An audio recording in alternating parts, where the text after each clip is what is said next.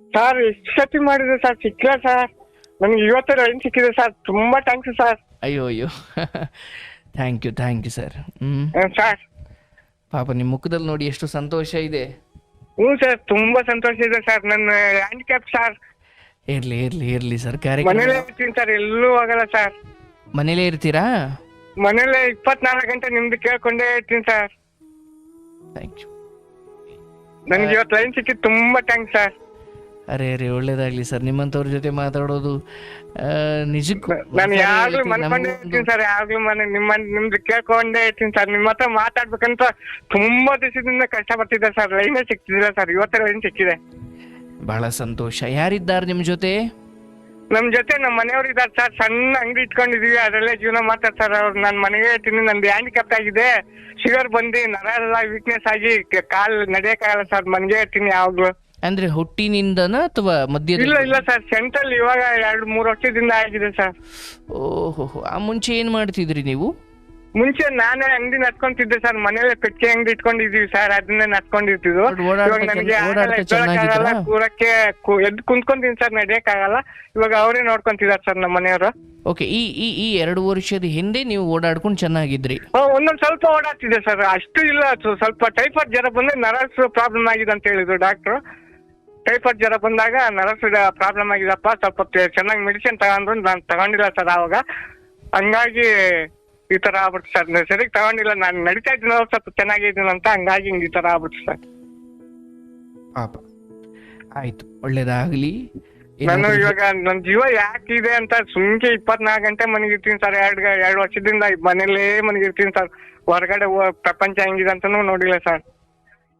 ನಿಮ್ಮ ಹತ್ರ ಒಂದ್ ದಿವಸ ಮಾತಾಡೋದ ಲಾಸ್ಟ್ ನಮ್ ಸಾರ್ ಏನ್ ಹೇಳ್ತಾರ ಅಂತ ಹೇಳಿ ತುಂಬಾ ದಿವಸ ಮಾಡ್ತಿದ್ದೆ ಸರ್ ಫೋನ್. ಅಲ್ಲ, ದಿವಸ ಮಾಡ್ತಿದ್ದೆ ಸರ್ ನಿಮ್ಮ ಹತ್ರ. ಒಂದ್ ದಿವಸ ಮಾತಾಡೋದ, ನನ್ ಜೀವ ಹೋಗೈತಿ ಒಂದ್ ದಿವಸ ಮಾತಾಡೋದ ಅಂತಿದ್ದೆ ಸರ್. ಇವತ್ತು ಲೈನ್ ಸಿಕ್ಕಿದ್ರೆ ತುಂಬಾ ಥ್ಯಾಂಕ್ಸ್ ಸರ್. ಖಂಡಿತ ನಿಮ್ಮ ಜೊತೆ ನಾನಿವತ್ತು ಮಾತಾಡ್ತಾ ಇದ್ದೀನಿ. ನೀವು ಬಹಳ ದಿನದಿಂದ ಪ್ರಯತ್ನ ಮಾಡಿದ್ದೀರಿ, ಎತ್ಲಿಕ್ಕೆ ಆಗಿಲ್ಲ. ಬಹಳ ದಿವಸದಿಂದ ಪ್ರಯತ್ನ ಮಾಡಿದ್ವಿ ಸರ್. ಇವತ್ತು ಸಿಗತ್ತೋ ಇಲ್ಲ, ದಿನ ದೇವ್ರ ಬೇಡ್ಕೊಂತೀನಿ ಸರ್. ಸೋನು ಸರ್ ಹತ್ರ ಒಂದು ಸತಿ ಮಾತಾಡೋದ, ನನ್ ಜೀವ ಎಷ್ಟು ಒಂದು ಸತಿ ಮಾತಾಡೋದ ಅಂತಿದ್ವಿ. ಹೊರಗಡೆ ಪ್ರಪಂಚ ನೋಡಿ ಎಷ್ಟೋ ವರ್ಷಗಳಾಯ್ತು ಸರ್. ನಾನು ಕೃಷ್ಣ ನಿಮ್ಮನ್ನು ಕಾಪಾಡ್ತಾನೆ, ಯೋಚನೆ ಮಾಡಬೇಡಿ. ಹೇಗ್ ನಡೀತಾ ಇದೆ, ಅಥವಾ ಏನಾದ್ರೂ ಹೇಳೋದಿದ್ಯಾ ಸದ್ಯಕ್ಕೆ? ಸರ್, ಏನ್ ಮಾಡೋದು ಸರ್, ನನ್ ಜೀವನೇ ಹೋಗ್ತಿಲ್ಲ ಸರ್. ಅದೇ ನನಗೆ ತುಂಬಾ ರೋದನೆ ಸರ್. ಬರೀ ಕೂರೋದು, ಮಂಚದ ಮೇಲೆ ಮನಗೋದು ಸರ್. ಏನ್ ಜೀವನ ಅಂತ ದುಃಖ ಆಗತ್ತೆ ಸರ್. ದಿವಸ ತಂದೆ ತಾಯಿ ಇದಾರ ಅಥವಾ ಏನು? ಇಲ್ಲ ಸರ್, ಅಮ್ಮ ಅಪ್ಪ ಎಲ್ಲ ತೀರೋದು ಸರ್. ಇರೋದು ಮನೆಯವರು, ಒಬ್ಬ ಮಗ ಇದ್ದಾನೆ, ಅವನು ಹೈದರಾಬಾದ್ ಅಲ್ಲಿ ಗಾರೆ ಕೆಲಸ ಮಾಡ್ಕೊಂಡಿದ್ದಾನೆ ಸರ್. ನೀವೆಷ್ಟು ಜನ ಮಕ್ಕಳು ತಂದೆ ತಾಯಿಗೆ? ನಾವು 5 ಜನ ಸರ್. 5 ಜನದಲ್ಲಿ 3 ಜನ ತೀರೋದು. ನಾನು, ನಮ್ಮ ಅಕ್ಕ ತಂಗಿ ಒಂದಿದೆ, ಅವರು ದೂರ ಇದ್ದಾರೆ ಸರ್. ಅವರು 3 ಜನ ತೀರೋದ್ರು ಅಂದ್ರೆ ವಯಸ್ಸಾಗಿ ತೀರೋದ್ರ? ಇಲ್ಲ ಸರ್, ಒಬ್ಬ ತಮ್ಮ ಇದ್ದ, ಅವನ ಔಷಧಿ ಕುಡಿಸಿ ತೀರೋಗ್ಬಿಟ್ಟ. ತಮ್ಮ ಅವ್ರ ಹೆಂಡತಿ ಎಲ್ಲ ತೀರೋಗ್ಬಿಟ್ರು ಸರ್. ಒಂದ್ ತಂಗಿ ತೀರೋಯ್ತು, ಒಂದ್ ಅಣ್ಣ ತೀರೋದ. ಇವಾಗ ನಾನು, ನಮ್ಮ ತಂಗಿ ಇಬ್ಬರೇ ಇರೋದು ಸರ್. ಓಹೋ, ಪರಮಾತ್ಮ. ಆಯ್ತು. ನಿಮ್ಮ ಅಂದ್ರೆ ನೀವು ಹುಟ್ಟಿನಿಂದ ತುಂಬಾ ಚೆನ್ನಾಗೇ ಇದ್ರಾ? ಮುಂಚೆಯಿಂದ ಚೆನ್ನಾಗಿದೆ ಸರ್. ನಾನು ಚೆನ್ನಾಗಿ ಕೆಲಸ ಮಾಡ್ತಿದ್ದೆ, ಪೆಟ್ರೋಲ್ ಬಂಕ್ ಅಲ್ಲಿ ಕೆಲಸ ಮಾಡ್ತಿದ್ದೆ. ಆಮೇಲೆ ಪೆಟ್ರೋಲ್ ಬಂಕ್ ಅಲ್ಲಿ ಟೈಫಾಯ್ಡ್ ಜ್ವರ ಬಂದು ಸರಿಗೆ ಮೆಡಿಸಿನ್ ತಗೊಳ್ದು, ಈ ತರ ಆದ್ಮೇಲೆ ಮನೇಲೆ ಪೆಟ್ಟಿ ಅಂಗಡಿ ಇಟ್ಕೊಂಡು ಜೀವನ ಮಾಡ್ತಿದ್ದೆ. ಅಂದ್ರೆ ಮದುವೆ ಇದಕ್ಕೂ ಮುಂಚೆ ಆಗಿದ್ದ ಅಥವಾ ಏನು? ಇಲ್ಲ, ಮುಂಚೆ ಆಗಿತ್ತು ಸರ್. ಮುಂಚೆ ಚೆನ್ನಾಗಿದೆ ಸರ್. ಮದುವೆ ಆಗಿ ಎಷ್ಟು ವರ್ಷ ಆಯ್ತು ಸರ್? ಮದುವೆ ಆಗಿ ಎಷ್ಟು ವರ್ಷ ಆಯ್ತು ಸರ್? ಮದುವೆ ಆಗಿ ಇವತ್ತಿಗೆ 24 ವರ್ಷ ಸರ್. ನನಗೆ ಇವಾಗ 54 ಆಗಿದೆ ಏಜ್. ಓಕೆ. ನಿಮ್ಮ ಶ್ರೀಮತಿಯವರು ಚೆನ್ನಾಗಿದ್ದಾರ, ನೋಡ್ಕೊಳ್ತಾರ ಅಥವಾ? ಚೆನ್ನಾಗಿ ನೋಡ್ಕೊಂಡ್ ಸರ್. ಮನೇಲಿ ಚೆನ್ನಾಗಿ ಊಟ ಹಾಕ್ತಾರೆ, ಚೆನ್ನಾಗಿ ನೋಡ್ಕೊಂತಾರೆ ಸರ್. ನೋಡಿ, ಅವರೇ ದೇವತೆ. ಊಟ ತಿಂತೀನಿ, ಮನೇಲಿ ಮಂಚಿನ ಮೇಲೆ ಮನ್ಗಿರ್ತೀನಿ ಸರ್. 24 ಗಂಟೆನ ನಿಮ್ ಸೋನು ಸರ್ ಹಾಕೊಂಡು ಕೇಳ್ಕೊಂಡು ಜೀವ ಹಂಗೆ ಟೈಮ್ ಕಳೀತಾ ಇದೀನಿ ಸರ್. ಜೀವ ಒಂದು ಯಾಕಿದೆ ಅಂತ ಒದಾಡ್ತಾ ಇದೀನಿ ಸರ್. ಏನ್ ಪ್ರಯತ್ನ ಇದ್ದು ಸುಮ್ಕಿ ಇನ್ನೊಬ್ರಿಗೆ ತೊಂದ್ರೆ ಇಲ್ಲ ಸರ್. ಅಯ್ಯೋ, ತೊಂದ್ರೆ ಏನ್ ಮಾಡುವ. ಬಟ್ ಮಗ ಏನು ಚೆನ್ನಾಗಿ ಭಾವಿಸ್ತಾರ? ಮಗ ಅಲ್ಲಿ ಹೈದರಾಬಾದ್ ಅಲ್ಲಿ ಇದ್ದಾನೆ ಸರ್. ಅವನ ಅಲ್ಲಿ ಕೆಲಸ ಮಾಡ್ಕೊಂಡಿದ್ದಾನೆ. ಬಟ್ ನಿಮ್ ಬಗ್ಗೆ ಕಾಳಜಿ ಮಾಡ್ತಾರಾ? ಮಾತಾಡ್ತಾನೆ ಯಾವಾಗಾರ ಒಂದ್ಸತಿ ಚೆನ್ನಾಗಿದ್ಯಪ್ಪ, ಚೆನ್ನಾಗಿರೋ ಮೆಡಿಸಿನ್ ತಗೋ, ಚೆನ್ನಾಗಿರಪ್ಪ ಅಂತ ಹೇಳ್ತಾರೆ. ಮಗನಿಗೆ ಎಷ್ಟು ವರ್ಷ? ಮಗನಿಗೆ 19 ಆಗಿದೆ ಸರ್. ಅಂದ್ರೆ ಆತನಿಗೆ ಓದಿಸೋದೇನು ಮಾಡ್ಲಿಲ್ವಾ? ಓದ್ಕೊಂಡು ಸರ್ SSLC ಗಂಟ ಓದ್ದ. ಆಮೇಲೆ ಯಾಕೋ ಸೆಟ್ ಆಗಿಲ್ಲ, ಅವ್ನು ಹತ್ತಿಲ್ಲ, ನಾನು ಓದಕ್ ಹೋಗಲ್ಲ ಅಂತ ಹೇಳಿ ಇದು ಕೆಲ್ಸಕ್ಕೆ ಹಾಕಿದ್ವಿ ಸರ್. ನಾವು ಹೈದರಾಬಾದಲ್ಲಿ ನಮ್ಮ ಮನೆಯವ್ರ ತಂಗಿ ಮನೆಯಲ್ಲೇ ಹಾಕಿದ್ವಿ ಸರ್. ನಾವ್ ಇರೋದು ಭದ್ರಾವತಿ, ಶಿವಮೊಗ್ಗ ಸರ್.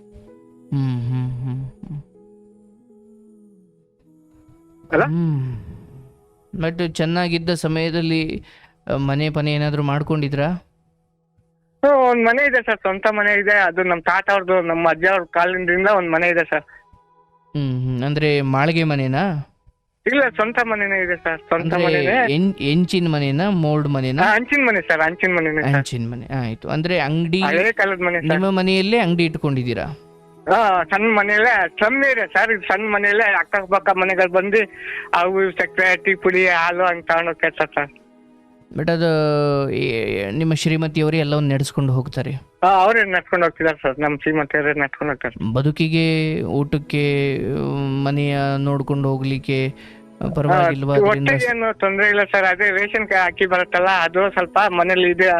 ಸ್ವಲ್ಪ ಹಾಲ್ಗಿಲು ಮಾಡ್ತೀವಲ್ಲ, ಒಂದು 5-10 ರೂಪಾಯಿ ಸಿಗತ್ತೆ, ಅದೆಲ್ಲ ಜೀವನ ಮಾಡ್ತೀವಿ ಸರ್. ಎಷ್ಟು ವ್ಯವಹಾರ ಆಗ್ಬಹುದು ದಿವಸಕ್ಕೆ? ಅಂದ್ರೆ ದಿವಸಕ್ಕೆ ವ್ಯವಹಾರ ಎಷ್ಟಾಗಬಹುದು ನಿಮ್ಮ ಅಂಗಡಿ? ದಿವಸಕ್ಕೆ 1,000 ರೂಪಾಯಿ, 500, 500, 600, 1,000 ರೂಪಾಯಿ ಒಳಗೆ ಆಗತ್ತೆ ಸರ್. ಅಂದ್ರೆ ಅದೇ ಬೇಳೆ, ಸಕ್ಕರೆ, ಟೀ ಪುಡಿ, ಬಾಳೆಹಣ್ಣು ಈ ತರ ಮಾಡ್ಕೊಂಡಿದ್ದೀವಿ ಸರ್. ಅಂದ್ರೆ ಖರ್ಚೆಲ್ಲ ನನಗೆ ಬೇರೆ ಶುಗರ್ ಇದೆ ಸರ್. ನನಗೆ ಹ್ಯಾಂಡಿಕ್ಯಾಪ್ ಪಿಂಚಿನ್ ಬರುತ್ತೆ ಸರ್. ಅದ್ರಲ್ಲಿ ಇನ್ಸುಲಿನ್, ಸೂಜಿ, ಮಾತ್ರೆ ಅವೆಲ್ಲ ಅದರಲ್ಲೇ ತಗೋಬೇಕು ಸರ್. ತಿಂಗಳಿಗೆ ಎಷ್ಟು ಖರ್ಚು ಅಂತ ಬರುತ್ತಾ ನಿಮ್ಗೆ ಶುಗರ್ಗೆ? ನನಗೆ ತಿಂಗಳಿಗೆ 600 ರೂಪಾಯಿ ಬರುತ್ತೆ ಸರ್. ಮೆಡಿಸಿನ್ಗೆ 600 ರೂಪಾಯಿ ಹಾಕ್ಬೇಕು ಸರ್. ನಾನು ಕಂಪಲ್ಸರಿ 600 ರೂಪಾಯಿ ಇನ್ಸುಲಿನ್ ಸೂಜಿ ತಗೊಂತೀನಿ ಸರ್. ಚಿರಂಜಿ ಶುಗರ್ಗೆ 600 ರೂಪಾಯಿ ಬೇಕೇ ಬೇಕು ಸರ್ ತಿಂಗಳಿಗೆ. ಆಸ್ಪತ್ರೆಗೆ ಹೋಗಿ ಬರೋದೆಲ್ಲ ಏನು ವ್ಯವಸ್ಥೆ? ಆಸ್ಪತ್ರೆಗೆ ಹೋಗ್ತಾನೆ ಇಲ್ಲ ಸರ್. ಅದೇ ಮಂಚದ ಮೇಲೆ ಮನ್ಗಿರ್ತೀನಿ ಸರ್. ಯಾವಾಗ್ಲೂ ಮಂಚದ ಮೇಲೆ ಮನ್ಗಲ್ ಹೋಗಕ್ ಆಗಲ್ಲ. ಎದ್ ನಿಲ್ಲಕ್ಕಿಲ್ಲ ಸರ್. ಎದ್ದು ಕೂರ್ಬೋದು, ಎದ್ ನಿಲ್ಲಕ್ಕೂ ಆಗಲ್ಲ. ನಿಂತ್ರೆ ಹಂಗೆ ಸಪೋರ್ಟ್ ಮಾಡಿ ನಿಂತ್ರೆ ಹಂಗೆ ದಬ್ಬಂತ ಬಿದ್ದೋಗ್ಬಿಡ್ತೀನಿ ಸರ್ ಕೆಳಗೆ. ಕಾಲಲ್ಲಿ ಸ್ಟ್ರೆಂತ್ ಇಲ್ಲ ಸರ್, 2 ಕಾಲಲ್ಲಿ. ಓಹೋ,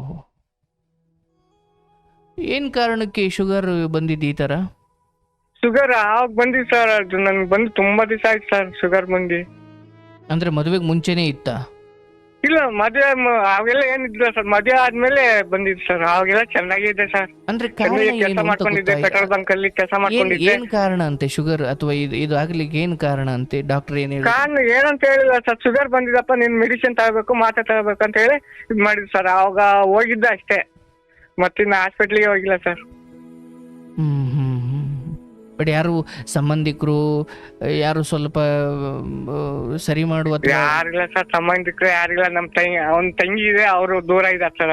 ಅವ್ರ ಮನೆ, ಅವ್ರ ಜೀವನ ಅವ್ರು ನೋಡ್ಕೊಂಡಿದ್ದಾರೆ. ಏನಿದ್ರು ನಮ್ಮ ಮನೆಯವರೇ ಒಂದ್ ಸ್ವಲ್ಪ ಅನ್ನ ಹಾಕ್ತಾರೆ, ಅದೇ ತಿನ್ಕೊಂಡು ಅದೇ ಸುಮ್ಕೆ ಮನ್ಗಿರ್ತೀನಿ ಸರ್ ಅಷ್ಟೇ. ಕಾಲ ತಿಂತಿಲ್ಲ ಸರ್, ನಡಿಯಕ್ಕೆ ಆಗಲ್ಲ ಸರ್. ಅದೇ ನಿಮ್ ಕಡೆಯಿಂದ ಏನಾರ ಇದು ಗೊತ್ತಾಗತ್ತೆ, ತಿಳುವಳಿಕೆ ಏನಾರ ಆಗತ್ತೆ ಅಂತ ಹೇಳಿ ಟ್ರೈ ಮಾಡಿದ್ರೆ ಸರ್. ದಿಸಾ ಮಾಡ್ತೀನಿ ಸರ್ ನನ್ನ ಫೋನು. ಇವತ್ತು ಲೈನ್ ಸಿಕ್ಕಿದ್ರೆ ನಂಗೆ ತುಂಬಾ ಸಂತೋಷ ಆಯ್ತು ಸರ್. ಸಾಕಿನ ಜೀವನ ಇಷ್ಟಿಗೆ ಸಾಕು. ನಿಮ್ಮ ಹತ್ರ ಮಾತಾಡ್ಬೇಕಾರಲ್ಲ ನಮ್ಮ ಮನೆಯವ್ರು ದಿನಾ ಮಾತಿಯಲ್ಲ ಸೋನ್ಸಾರ್ ಹತ್ರ ಒಂದ್ಸತಿನೂ ಲೈನ್ ಸಿಕ್ಕಿಲ್ಲ ಅನ್ನೋರು. ಇವತ್ತಿಗೆ ಜೀವ ಸಾಕು ಸರ್. ನಿಮ್ಮ ಹತ್ರ ಮಾತಾಡಿದ್ರೆ ಅಷ್ಟೇ ಸಾಕು ಸರ್. ನನ್ನ ಪ್ರಶ್ನೆ ಒಂದಿದೆ, ನಿಮಗೆ ಬದುಕ್ಲಿಕ್ಕೆ ಆಸೆ ಇಲ್ವಾ ಸರ್? ಬದುಕ್ಲಿಕ್ಕೆ ಆಸೆ ಇಲ್ವಾ? ಇಲ್ಲ ಸರ್, ನನ್ಗೆ ಏನ್ ಸರ್ 24 ಗಂಟೆನೂ ಮನ್ಗಿರ್ಬೇಕು ಸರ್. ಎದ್ದು ಬೇಕು, ಕೂರ್ಬೇಕು ಅಷ್ಟೇ. ಬೇಕಂದು ಬಾತ್ರೂಮ್ಗೆ ಹೋಗ್ಬೇಕು, ಮತ್ತೆ ಬಂದು ಕೂರ್ಬೇಕು ಸರ್ ಅಷ್ಟೇ. ಇನ್ನೇನು ಇಲ್ಲ ಸರ್. ಇನ್ನೇನ್ ಸರ್ ಜೀವನ? ಯಾಕೆ ಸರ್ ಈ ಜೀವ ಇರೋದು? ಜೀವನೇ ಬೇಡ ಸರ್. ನಿಮ್ಮ ಹತ್ರ ಒಂದ್ಸತಿ ಮಾತಾಡಿದ್ರೆ ಸಾಕು ಅನ್ಕೊಂಡಿದ್ದೆ ಸರ್. ಸಾಕು ಸರ್, ಇವತ್ತೇ ಜೀವದ ಸಾಕು ಸರ್. ನನಗೆ ನಿಮ್ಮ ಹತ್ರ ಮಾತಾಡಿ, ಸೋನು ಸರ್ ಹತ್ರ ಮಾತಾಡಕ್ಕೆ ನನ್ಗೆ ಸಾಕಾಯ್ತು ಸರ್. ಇವತ್ತು ತುಂಬಾ ದಿವಸದಿಂದ ಮಾತಾಡ್ಬೇಕಂತಿದ್ದೆ ಸರ್. ಸಾಕು ಸರ್, ಇವತ್ತಾದ್ರು ಜೀವನ ಸಾಕು ಸರ್. ಹಾಗೆಲ್ಲ ಅಂದ್ಕೊಳ್ಬೇಡಿ. ಈ ವಿಚಾರದಲ್ಲಿ ಹೌದು, ಇದು ನಿಮ್ಮನ್ನು ಮತ್ತೆ ಎದ್ದು ಓಡಾಡೋ ಥರ ಆಗಲೇ ಇರ್ಬೋದು. ಆದರೆ ಒಂದು ಒಂದು ಒಂದು ಒಂದು ಸಮಯ, ಒಂದಷ್ಟು ಸಮಯ ತಗೊಳ್ಳಿ. ನೀವು ಯೋಚನೆ ಮಾಡಿ ಸ್ವಲ್ಪ. ಈಗ ಈ ಪ್ರಾಣ ಹೋಗೋ ವಿಚಾರ ಇದೆಯಲ್ಲ, ಅದು ನಾವು ಅಂದ್ಕೊಂಡ ತಕ್ಷಣ ಹೋಗುವಂಥದ್ದು ಅಥವಾ ಬೇಕು ಅಂದಾಗ ಹುಟ್ಟೋದು, ಬೇಡ ಅಂದಾಗ ಸಾಯೋದು ಸದ್ಯಕ್ಕೆ ಮನುಷ್ಯನ ಕೈಲಿ ಆ ಮಟ್ಟಿನ ಕಂಟ್ರೋಲ್ ಹುಟ್ಟು ಸಾವಿನ ಕುರಿತಾಗಿ ಮನುಷ್ಯನಿಗೆ ಆ ಶಕ್ತಿ ಸದ್ಯಕ್ಕಿಲ್ಲ. ಈಗ ನೀವು ಹೆಂಡತಿ ನಿಮ್ಮ ಶ್ರೀಮತಿಯವರು ಅನ್ನ ಹಾಕ್ತಿದ್ದಾರೆ, ಫೈನ್, ಯಾವ ಭಾವನೆಯಿಂದ ಹಾಕ್ತಿದ್ದಾರೆ ಪಾಪ. ಈಗ ನಿಮ್ಮ ನೋವು ಕೇಳಿದಾಗ ಅಥವಾ ನಿಮ್ಮ ಪರಿಸ್ಥಿತಿ ನೋಡಿದಾಗ ಎಂಥವ್ರಿಗೂ ಅನಿಸುತ್ತೆ, ಇನ್ನು ಯಾಕೆ ಬಿಟ್ಟಿದ್ದಾನೆ ಭಗವಂತ, ಕರ್ಕೊಳ್ಬೋದು ಬಿಟ್ಟು, ಇನ್ನು ನನ್ನಿಂದ ಏನಾಗಬೇಕಿದೆ ಅಂತ. ನೋಡಿ, ಪ್ರತಿಯೊಂದು ಹುಟ್ಟು, ಪ್ರತಿಯೊಂದು ಸಾವು ಎಲ್ಲದಕ್ಕೂ ಒಂದು ಪೂರ್ವ ನಿಯೋಜಿತವಾದ ಕಾರಣ ಇರುತ್ತೆ. ಮದುವೆ ಹಸೆಮಣೆ ಮೇಲೆ ಕೂತವನು ತಾಳಿ ಕಟ್ಟೋಕ್ಕಿಂತ ಮುಂಚೆ ಸತ್ತು ಹೋಗೋರನ್ನ ನೋಡಿದ್ದೀರಾ? ಯಾವುದೋ ದೇವಸ್ಥಾನಕ್ಕೆ ಹೊರಟವನು ದೇವಸ್ಥಾನಕ್ಕೆ ತಲುಪೋ ಮುಂಚೆ ಅರ್ಧ ದಾರಿಯಲ್ಲಿ ಸತ್ತಿರೋದನ್ನು ನೋಡಿದ್ದೀರಿ. ಅಂದರೆ ಯಾರು ಎಲ್ಲಿಗೆ ಹೋಗಬೇಕು, ಎಲ್ಲಿ ಬದುಕು ಮುಕ್ತಾಯ ಆಗಬೇಕು, ದೇವಸ್ಥಾನದೊಳಗಡೆ ಹೋಗಬೇಕಾ ಬೇಡವಾ, ತಾಳಿ ಕಟ್ಟಬೇಕಾ ಬೇಡವಾ, ಅಂದರೆ ನೀವು ನಿಜಕ್ಕೂ ಈಗ ಭಗವಂತನನ್ನು ಸ್ಮರಿಸೋದಾದರೆ, ನಂಬೋದಾದರೆ, ಯಾಕೆ ಇಷ್ಟೆಲ್ಲ ಆದರೂ ಒಂದು ಹೆಜ್ಜೆ ಮುಂದಿಡೋಕ್ಕಾಗದೇ ಇದ್ದರೂ ಕೂಡ ಒಂದು ತೊಟ್ಟಿಲಲ್ಲಿರುವ ಮಗುವಿನ ಪರಿಸ್ಥಿತಿ ಏನು, ಇವತ್ತು ನನ್ನ ಪರಿಸ್ಥಿತಿ ಅದೇ ಆಗಿದೆ ಅಂತ. ಸರ್ ನನ್ನ ಪರಿಸ್ಥಿತಿ ಅದೇ ಆಗಿದೆ ಸರ್. ಯಾವ್ದು ಮನ್ಸಿಗೆ ಬೆಲೆ ಬಡಿಬೇಕು, ನನಗೆ ಅದೇ ದುಃಖ ಸರ್. ಏನ್ ಜೀವ ಇಟ್ಕೊಂಡು ಏನ್ ಮಾಡೋದು, ಸುಮ್ಕೆ ಅಂತ ಹೊರಗಡೆ ಪ್ರಪಂಚ ನೋಡಂಗಿಲ್ಲ, ಏನಿಲ್ಲ ಸರ್. ಸುಮ್ಕೆ ಮನಗಿರ್ಬೇಕು, ಬಂದು ಕೂತ್ಕೋಬೇಕು ಸರ್. ನನ್ಗೆ ಅದೇ ಇನ್ನೇನು ಜೀವ, ಏನ್ ಪ್ರಯತ್ನ ಜೀವ ಇದ್ದ ಅಂತೇಳಿ. ಬಟ್ ಯಾವುದೇ ರೀತಿಯಲ್ಲಿ ನಿರಂತರವಾಗಿ ಕಾಡುವ ನೋವು ಏನು ಇಲ್ಲ ಅಲ್ಲ? ಇಲ್ಲ ಸರ್, ನೋವು ಏನಿಲ್ಲ ಸರ್. ಇದೇನ್ ಕಾಡ್ತಾ ಇದೆ ಹೊರಗಡೆ ಪ್ರಪಂಚ. 4 ಜನ ಹತ್ರ ಮಾತಾಡಂಗಿಲ್ಲ, ಯಾರು ಮಾತಾಡ್ಸಲ್ಲ ಸರ್. ಒಬ್ಬನೇ ಕುತ್ಕೊಂಡಿರ್ತೀನಿ ಅಳ್ತಾ.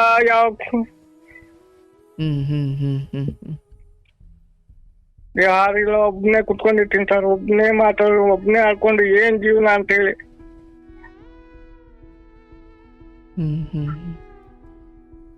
ನನ್ಗೆ ಅದೇ ದುಃಖ ಸರ್. ಏನಿಲ್ಲ ಸರ್, ಏನ್ ಜೀವನ ನೋಡಿ. ಈಗ ಕೇಳಿಸ್ಕೊಳ್ಳಿ, ಈಗ ನಿಮಗೆ ಎಷ್ಟು, 58 ವರ್ಷನಾ? 54 ವರ್ಷ ಆಗಿದೆ ಸರ್. ಸರಿ, 54 ವರ್ಷ. ಬಟ್ ಈ ರೀತಿಯಾಗಿ 2 ವರ್ಷ ಆಯ್ತಾ? ಈ ರೀತಿ 2-3 ವರ್ಷ ಆಗ್ತಾ ಬಂತು ಸರ್. ಆಗ ಸ್ವಲ್ಪ ಆಗ್ತಿತ್ತು, ನಡೀತಾ ಇದ್ದೆ, ಹೆಂಗೋ ಎದ್ದು ಕೂಡ್ತಿದ್ದೆ, ಹೋಗ್ತಿದ್ದೆ, ಹೆಂಗೋ ಜೀವನ ನಡೀತಿತ್ತು, ಸಾಧಾರಣ ಮಾಡ್ತಾ ಇದ್ದೆ ಸರ್. ಸರಿ, ಆಯ್ತು. 3 ವರ್ಷ. ಇವಾಗ 2 ವರ್ಷ ಆಯ್ತು ಸರ್. ಆಯ್ತು, ಕೇಳಿಸ್ಕೊಳ್ಳಿ, 3 ವರ್ಷನೇ ತಗೊಳ್ಳೋಣ. ಹ್ಞೂ ಸರ್. ಆದ್ರೆ ಹುಟ್ಟಿನಿಂದ ಸತತ 50 ವರ್ಷಗಳ ಕಾಲ ಒಂದೊಳ್ಳೆ ಬದುಕನ್ನೇ ನೋಡಿದ್ರಿ, ಹೌದಲ್ಲ? ಒಳ್ಳೆ ಬದುಕನ್ನೇ ನೋಡಿದ್ರಿ ಸರ್. 50 ವರ್ಷ ಒಳ್ಳೆ ಬದುಕು. ನನಗೆ ಈ 3 ವರ್ಷದ ಬದುಕು ಏನಿದೆ, ಸ್ವಲ್ಪ ನನಗೆ ಯಾತನಾಮಯ ಬದುಕು, ಶೋಕದ ಬದುಕು, ದುಃಖದ ಬದುಕು ಆಗಿರ್ಬೋದು. ಆದರೆ ಕಳೆದ 50 ವರ್ಷ ಭಗವಂತ ಅಷ್ಟೋ ಇಷ್ಟೋ ಚೆನ್ನಾಗಿಟ್ಟಿದ್ದ, ಈಗ ಹಾಸಿಗೆ ಇಡಿಸಿದ್ದಾನೆ. ಈಗ ವಯೋಸಹಜವಾಗಿ 30-40 ವಯಸ್ಸಿಗೆ ಹಾಸಿಗೆ ಹಿಡಿಯೋರು ಎಷ್ಟೋ ಜನ ಇದ್ದಾರೆ. ಆದರೆ 50 ವರ್ಷಗಳ ಕಾಲ ಎಲ್ಲ ಸುಖ ದುಃಖ ಎಲ್ಲವನ್ನು ಅನುಭವಿಸೋ ಅವಕಾಶ ಭಗವಂತ ನಿಮಗೆ ಕೊಟ್ಟಿದ್ದ. ಈಗ ನೀವು ಹೇಳ್ಬೋದು, ಸರ್ ನನಗೆ 100 ವರ್ಷ ಯಾಕೆ ಬದುಕಲಿಕ್ಕೆ ಭಗವಂತ ಬಿಡಲಿಲ್ಲ, ಅಥವಾ ಯಾಕೆ ನನಗೆ ನೆಮ್ಮದಿಯಾಗಿ ಬದುಕಲಿಕ್ಕೆ ಅವಕಾಶ ಮಾಡಿಕೊಡ್ತಿಲ್ಲ, ಎಷ್ಟೊಂದು ಜನ ನನ್ನ ವಯಸ್ಸಿನವರು ಓಡಾಡ್ಕೊಂಡು ಚೆನ್ನಾಗಿ ಬದುಕ್ತಾ ಇದ್ದಾರೆ, ನನಗೆ ಯಾಕೆ ಹೀಗೆ ಆಯಿತು ಅಂತ. ಆಯಿತು, ನೀವು ನಿಮಗಿಂತ ಅಥವಾ ನಿಮ್ಮ ವಯಸ್ಸಿನ ಚೆನ್ನಾಗಿ ಓಡಾಡ್ಕೊಂಡಿರೋರನ್ನು ನೋಡಿ ನನಗೆ ಯಾಕೆ ಆ ಯೋಗ ಇಲ್ಲ ಅಂತ ನೀವು ಅನ್ನೋದಾದರೆ, ಇನ್ನು 30-25 ವಯಸ್ಸಿಗೆ ಹಾಸಿಗೆ ಹಿಡಿದು ಕೂತಿರೋ ಯುವಕರ ಕತೆಗೆ ನಾನು ಏನು ಹೇಳಲಿ ಮತ್ತೆ? ಅಂದರೆ ನಿಮ್ಮ ಹಾಗೆ 50 ವರ್ಷವನ್ನೂ ಚೆನ್ನಾಗಿ ಬದುಕೋಕ್ಕಾಗಲಿಲ್ಲ ಅವ್ರಿಗೆ. ಅಂದರೆ ಈಗ 53 ವರ್ಷ ಹೀಗೆ ಹಾಸಿಗೆ ಹಿಡಿದು, ಸರಿ 2 ವರ್ಷ ಬೇಡ, 3 ವರ್ಷನೇ ತಗೊಳ್ಳೋಣ, 4 ವರ್ಷನೇ ತಗೊಳ್ಳೋಣ, ಬರೋಬ್ಬರಿ 50 ವರ್ಷಗಳ ಕಾಲ ಚೆನ್ನಾಗಿಟ್ಟಿದ್ದ. ಆದರೆ ಆ ಸಮಯದಲ್ಲಿ ನಾನು ಈ ಬದುಕನ್ನು ಚೆನ್ನಾಗಿ ಆನಂದಿಸುವುದನ್ನು ಕಲ್ತಿದ್ನೋ ಗೆದ್ದು ಕಂಡೆ. ಆ 50 ವರ್ಷ ಹೆಂಗೆ ಬೇಕಂಗೆ ಅರಿವಿನಲ್ಲಿ ಇಲ್ಲದೇನೆ ಸುಮ್ಮನೆ ಹೆಂಗೆ ಕಂಗೆ ಬದುಕೊಂಡು ಈಗ ಹಾಸಿಗೆ ಹಿಡಿದಾದ ಮೇಲೆ ಹೊರಗಿನ ಪ್ರಪಂಚ ತುಂಬ ಸುಂದರವಾಗಿ ಕಾಣ್ತಾ ಇದೆ. ಇವತ್ತು ಹಾಸಿಗೆ ಹಿಡಿದ ಮೇಲೆ ಹೊರಗಡೆ ಪ್ರಪಂಚ ಚೆನ್ನಾಗಿ ಕಾಣ್ತಾ ಇದೆ. ಮತ್ತು ಹೊರಗಡೆ ಓಡಾಡೋ ಸಮಯದಲ್ಲಿ ಮನೆ ಒಳಗಡೆ ಕೂತ್ಕೊಳ್ಳೋಣ ಅಂದರೆ, ಈಗ ನಿಮ್ಮ ಬಗ್ಗೆ ಮಾತಾಡ್ತಾ ಇಲ್ಲ, ಮನುಷ್ಯನ ಬುದ್ಧಿ ಎಂಥದ್ದು ಅಂದರೆ, ಹೊರಗಡೆ ಹೋದಾಗ ಅಯ್ಯೋ ಎಷ್ಟೊತ್ತಿಗೆ ಮನೆಗೆ ಹೋಗಿ ಏನು ದಿಂಬಿನ ಮೇಲೆ ತಲೆ ಹಾಕ್ತೀನೋ ಅಂತ ಯೋಚನೆ ಮಾಡ್ತಾನೆ, ಹೌದಲ್ಲ? ಎಷ್ಟೊತ್ತಿಗೆ ಮನೆಗೆ ಹೋಗಿ ತಲೆ ನೆಲಕ್ಕೆ ಹಾಕ್ತೀನೋ ಅಂದರೆ ಮಲ್ಕೊಳ್ತೀನೋ ವಿಶ್ರಾಂತಿ ತಗೊಳ್ತೀನೋ ಅಂತಾನೆ. ಅದೇ ಮನೆ ಒಳಗಡೆನೆ ಮಲ್ಕೊಳ್ಳೋ ಪರಿಸ್ಥಿತಿ ಬಂದಾಗ ಅಯ್ಯೋ ನಾನು ಹೊರಗಡೆಗೆ ಹೋಗಬೇಕು ಅಂತೀನಿ. ಅಂದರೆ ಈ ಪರಿಸ್ಥಿತಿಗಳಿದ್ದಾವಲ್ಲ, ಇಲ್ಲೇ ಮನಗಿರೋ ನಿಮಗೆ ಹೊರಗಡೆಗೆ ಹೋಗಬೇಕು ಅಂತ ಆಸೆ, ಹೊರಗಡೆ ಬದುಕು ಸಾಕಾಗಿ ಹಸಿವಿನಿಂದ ನರಳ್ತಾ ಇರೋರಿಗೆ ನನಗೆ ಬೇಡ ಈ ಬದುಕು, ಎಲ್ಲೋ ಒಂದು ಕಡೆ ಕೂತ್ಕೊಂಡ್ಬಿಡೋಣ ಅನ್ನೋ ಪರಿಸ್ಥಿತಿ. ಈಗ 50 ವರ್ಷ ನಿಮ್ಮ ಪಾಲಿನ ಬದುಕನ್ನು ಅನುಭವಿಸಿದ್ದೀರಿ, ಈಗ ಇಲ್ಲಿಗೆ ಬಂದು ನಿಂತಿದ್ದೀರಿ. ಭಗವಂತನನ್ನು ನಂಬಿ ತಂದೆ ನನಗೆ 50 ವರ್ಷಗಳ ಕಾಲವನ್ನಾದರೂ ಕೊಟ್ಟೆ. ಯಾಕಂದರೆ ಈ ಕಾರ್ಯಕ್ರಮದಲ್ಲಿ ನಾನೇ ನೋಡಿದ್ದೀನಿ ಸರ್, 25 ವಯಸ್ಸು ಸರ್, ನಾನು ಫ್ರೆಂಡ್ಸ್ ಜೊತೆ ವೀಲಿಂಗ್ ಮಾಡ್ಲಿಕ್ಕೆ ಹೋಗಿ ಎಲ್ಲೋ ಟ್ರಿಪ್ ಹೋಗಿ ನನ್ನ ಕಾಲು ಎರಡನ್ನೂ ಕಟ್ ಮಾಡಿಸ್ಕೊಂಡು ಇವತ್ತು ನಾನು ಹಾಸಿಗೆ ಮೇಲೆ ಮಲಗಿದ್ದೀನಿ ಸರ್. ಅಪ್ಪ ಅಮ್ಮನಿಗೆ ಭಾರ ಆಗಿದ್ದೀನಿ ಸರ್. 50 ವರ್ಷವನ್ನು ನೋಡಿಲ್ಲ ಅವರು. 50 ವರ್ಷ ಬಿಟ್ಬಿಡಿ, 40 ವರ್ಷಕ್ಕೂ ಬಂದಿಲ್ಲ, ಮದುವೆನೂ ಆಗಿಲ್ಲ, ಮಕ್ಕಳು ಇಲ್ಲ, ಜೀವನದ ಯಾವ ಸುಖವನ್ನು ಅವರು ಅನುಭವಿಸಿಲ್ಲ. ಆದರೆ ಈಗ ಹಾಸಿಗೆ ಮೇಲೆ ಬಿದ್ದಿದ್ದಾರೆ. ಅವ್ರ ಕತೆ ಏನಾಗಬೇಕು? ಅಂದರೆ ನಾನು ನಿಮಗೆ ಹೇಳ್ತಾ ಇರೋದು, ನಿಮಗಿಂತ ಹೀನಾಯ ಪರಿಸ್ಥಿತಿಯಲ್ಲಿ ಸಾವಿಗೋಸ್ಕರ ಕಾಯ್ತಾ ಕೂತಿರೋರು ತುಂಬ ಜನ ಇದ್ದಾರೆ. ಆದರೆ ನಾನು ಸಾವನ್ನು ಬಯಸಿದ ತಕ್ಷಣ ಅದು ಬರುತ್ತಾ? ಯಾರೋ ನೇಣಾಕೊಳ್ಳೋಕೆ ಹೋಗಿದ್ದಂತೆ, ಆ ನೇಣಾಕಿದ ಕೊಂಬೆನೇ ಮುರ್ಕೊಂಡು ಬಿತ್ತಂತೆ. ಅವನು ಅಂದ್ಕೊಂಡಂತೆ ಓ ನಂಗೆ ಸಾಯೋ ಯೋಗ ಇಲ್ಲ ಅಂತ. ಅಂದರೆ ಸಾಯೋದು ಅಷ್ಟು ಸುಲಭ ಅಲ್ಲ, ಹೌದಲ್ಲ? ಇವತ್ತು ನನ್ನ ಸಾವು ಸಾವು ಅಂತ ಇದ್ದೀರಲ್ವಾ, ತಕ್ಷಣ ನಿಮ್ಮ ಮನೆ ಒಳಗಡೆ ಯಾರೋ ಒಬ್ಬ ಕೊಲೆಗಾರ ಬಂದು ನಿಮ್ಮನ್ನು ಕೊಲ್ಲಲಿಕ್ಕೆ ಮಚ್ಚೆತ್ತಿದ್ರೆ ಇಲ್ಲ ಬಿಟ್ಬಿಡಪ್ಪ ನನ್ನ ಅಂತೀರ. ಅದಾಗೆ ಬಂದ್ರೆ ಅದು ಮೋಕ್ಷ ಅಥವಾ ಅದೊಂದು ಒಳ್ಳೆ ಸಾವು. ಈಗ ನಾನು ಕೊರಗಿ ಕೊರಗಿ ಕೊರಗಿ ಈಗ ಊಟ ಆಗ್ತಾ ಇದ್ದಾರೆ. ನಾನು ಹೇಳೋದು ಸರ್, ನಿಮ್ಮ ಮನಸ್ಸಿಗೆ ನೀವು ತಂದುಕೊಳ್ಳಿ, ಸರಿ ಈ ಜನ್ಮದಲ್ಲಿ ನನಗೆ 50 ವರ್ಷ ನೆಮ್ಮದಿಯಾಗಿ ಬದುಕೋ ಸ್ವಾತಂತ್ರ್ಯ, ಶಕ್ತಿ ಅಥವಾ ಅವಕಾಶ ಭಗವಂತ ಕೊಟ್ಟಿದ್ದ. ಯಾಕೋ ಈಗ ದೇಹ ನೋಡಿ ಸರ್, ಪ್ರತಿ ಕ್ಷಣನೂ, ಇವಾಗ ಈ ಮುಂಚೆ ಒಬ್ರು ಕರೆ ಮಾಡಿದ್ರು ಸೊಂಟ ನೋವು ಅಂತ, ಅಂದ್ರೆ ಬೆನ್ನು ನೋವು ಅಂತ. ಆ ಹುಡುಗನಿಗೆ ಇನ್ನು 25-23 ವರ್ಷ, ಒಂದು ಕ್ಷಣನೂ ನೆಮ್ಮದಿ ಇಲ್ಲ ಸರ್. ನಿಮಗಾದ್ರೆ ಒಂದು ಸಿರಿಂಜ್ ತಗೊಳ್ತೀರಾ, ಅದು ಆಗಾಗ ನೋವು ಕಾಣಿಸ್ಕೊಂಡ್ರೆ ಏನು ತೊಂದರೆ ಇಲ್ಲ. ಬಟ್ ಇವು ಹುಡುಗನಿಗೆ ಕೂತ್ಕೊಳ್ಳೋಕ್ಕಾಗಲ್ಲ, ನಿಂತ್ಕೊಳ್ಳೋಕ್ಕಾಗಲ್ಲ, ಏನು ಮಾಡೋದು ಅಂತ ಗೊತ್ತಾಗ್ತಾ ಇಲ್ಲ. ಆದರೆ ನಾನು ಅದಕ್ಕೆ ನಿಮ್ಮನ್ನು ಕೇಳಿದೆ, ಸರ್ ನಿಮಗೆ ಸದಾ ನಿರಂತರವಾಗಿರೋ ನೋವು ಯಾವುದೋ ಇದೆಯಾ? ಇಲ್ಲ ಸರ್ ಅಂತ ಹೇಳಿದ್ರೆ, ಅಂದರೆ ಓಡಾಡ್ಲಿಕ್ಕಾಗಲ್ಲ ಅನ್ನೋದು ಬಿಟ್ಟರೆ ನಿರಂತರವಾಗಿ ಯಾವುದೋ ಒಂದು ನೋವು ನಿಮ್ಮನ್ನು ಕಾಡ್ತಾ ಇಲ್ಲ. ಬಟ್ ಒಂದಂತೂ ಸತ್ಯ ಸರ್, ಜೀವನದಲ್ಲಿ ಯಾವ ಕಾಯಿಲೆನಾದರೂ ಬರಲಿ, ನೋಡ್ಕೊಳ್ಳೋಕೆ ಮನೆಯಲ್ಲಿ ತುಂಬ ಜನ ಚೆನ್ನಾಗಿ ಪ್ರೀತಿಯಿಂದ ನೋಡ್ಕೊಳ್ಳೋರಿದ್ರ ಯಾವ ಕಾಯಿಲೆ ಬಂದರೂ ತಡ್ಕೊಳ್ಬೋದು. ಆದರೆ ಸ್ವಲ್ಪ ಯಾಕೋ ನಮಗೆ ಇವ್ರಿಗೆಲ್ಲ ನಾನು ಭಾರ ಆಗ್ತಿದ್ದೀನ ಅಂತ ಅನ್ಸ್ಬಿಟ್ರೆ ಆ ಬಂದಿರೋ ಕಾಯಿಲೆಗಿಂತ ಇವ್ರು ನಡ್ಕೊಳ್ಳೋ ರೀತಿನೇ ನಮಗೆ ಹೆಚ್ಚು ನೋವು ಕೊಟ್ಬಿಡ್ತವೆ.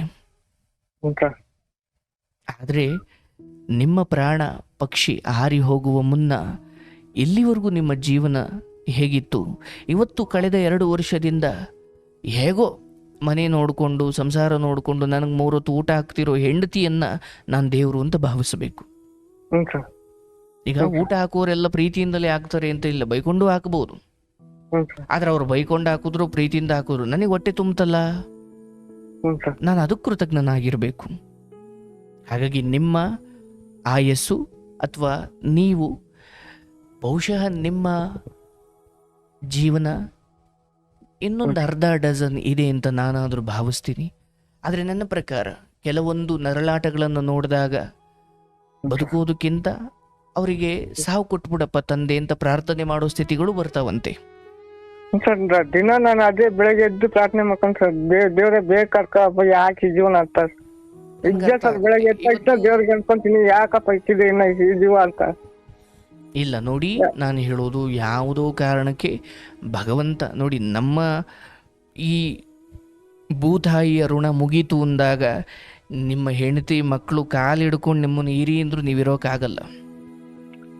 ನಿಮ್ಮ ದೇಹಕ್ಕೆ ಏನೇನು ಕಾಯಿಲೆ ಬಂದಿದೆ, ದೇಹ ಏನೇನು ನೋವಿಗೆ ಒಳಗಾಗಿದೆಯಲ್ಲ ಸರ್, ಆ ದೇಹವನ್ನು ಸ್ವಲ್ಪ ಬದಿಗಿಟ್ಟು, ಈಗ ನೀವು ಸತ್ತ ತಕ್ಷಣವೇ ಅದನ್ನು ಸಂಜೆ ಅಷ್ಟರಲ್ಲಿ ಬರೋರೆಲ್ಲ ಮುಖ ನೋಡಿ ಒಂದು ದಿವಸ ಉಣ್ತಾರೆ ಅಥವಾ ಬೆಂಕಿಲಿ ಸುಟ್ಟು ಹಾಕ್ತಾರೆ. ಆ ದೇಹ ಒಂದು ದಿವಸ ರೂಪಾಂತರ ಆಗುತ್ತೆ.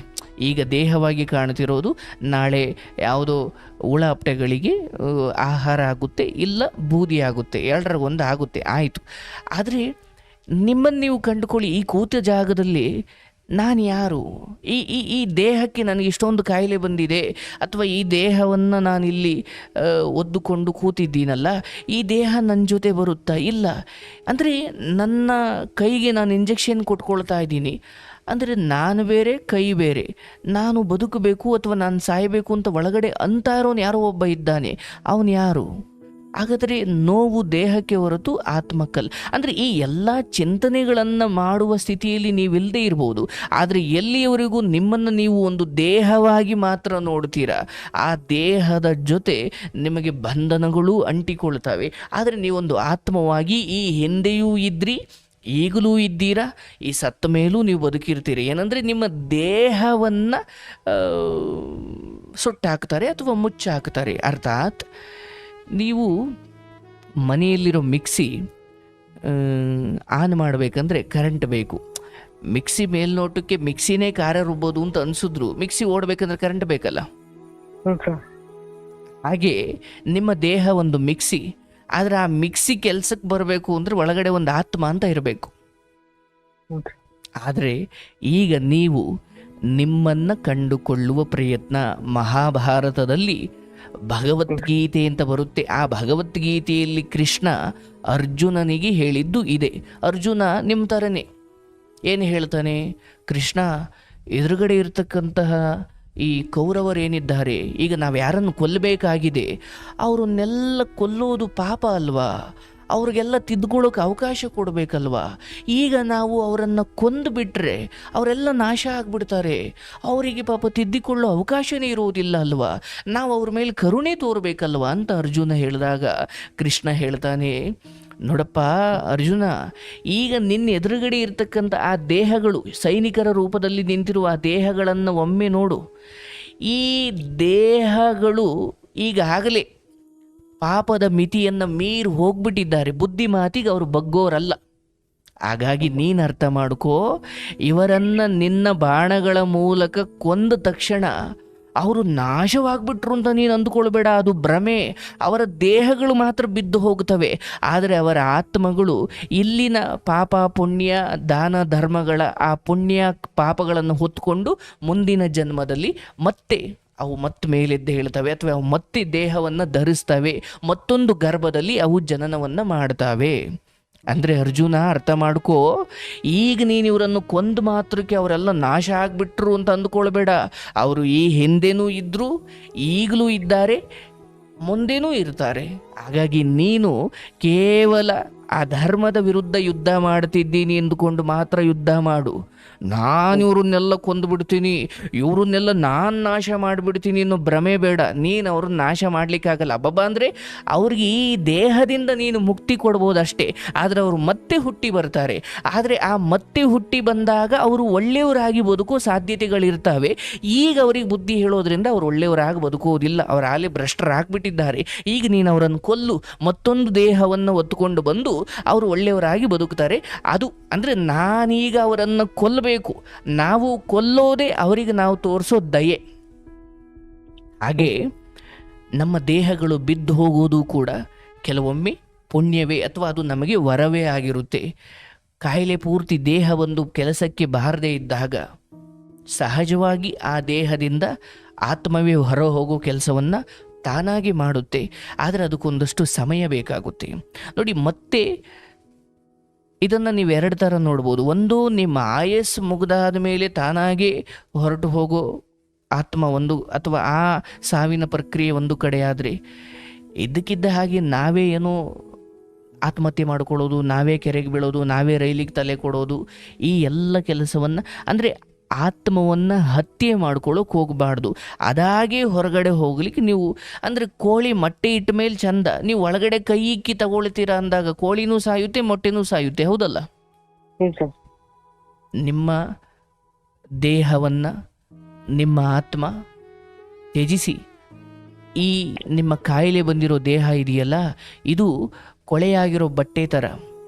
ನಾವು ಹೇಗೆ ಕೊಳೆಯಾದ ಬಟ್ಟೆಗಳನ್ನು ಬಿಚ್ಚಾಕಿ ಹೊಸ ಬಟ್ಟೆಯನ್ನು ಧರಿಸ್ತೀವಲ್ಲ, ಹಾಗೆ ನಿಮ್ಮ ಆತ್ಮ ಕೂಡ ನಿಮ್ಮ ಈ ಕಾಯಿಲೆ ಬಂದಿರೋ ದೇಹವನ್ನು ಕಿತ್ತು ಬಿಸಾಕಿ ಮತ್ತೊಂದು ಹೊಸ ದೇಹವನ್ನು ಧರಿಸುತ್ತೆ. ಅದನ್ನೇ ಅಂದರೆ ಹುಟ್ಟಿದವನು ಸಾಯಲೇಬೇಕು, ಸತ್ತವನು ಮತ್ತೆ ಹುಟ್ಟಲೇಬೇಕು. ಸಾವಿನ ಬಗ್ಗೆ ಭಯ ಬೇಡ. ಆದರೆ ಸಾಯುವ ಮುನ್ನ ಮಹಾತ್ಮರ ಮಾತುಗಳು, ಮಹಾತ್ಮರ ದರ್ಶನ, ಒಳ್ಳೆಯ ವಿಚಾರಗಳು, ಭಗವಂತನ ಚಿಂತನೆ ಮಾಡ್ತಾ ಕೂತ ಜಾಗದಲ್ಲೇ ಹಾಗೆ ಧ್ಯಾನಸ್ಥನಾಗಿ ಪ್ರಾಣ ಬಿಟ್ಟುಬಿಡ್ಬೇಕು.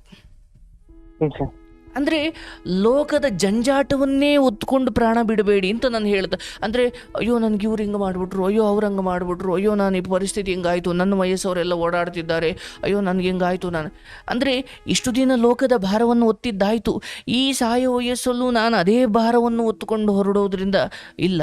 ನಾನು ಹೇಳ್ತೀನಿ, ಜೀವನದಲ್ಲಿ ಯಾಕೋ ಭಗವಂತ ಹಾಸಿಗೆ ಇಡಿಸ್ಬಿಟ್ಟಿದ್ದಾನೆ, ಒಂದತ್ರನೇ ಕೂರಿಸ್ಬಿಟ್ಟಿದ್ದಾನೆ ಅಂದಾಗ ಇದು ಭಗವಂತ ನಿಮಗೆ ಧ್ಯಾನಸ್ಥರಾಗಿ ಪ್ರಾಣ ಬಿಡಲಿಕ್ಕೆ ಅವನೇ ಕೊಟ್ಟಿರೋ ಅವಕಾಶ.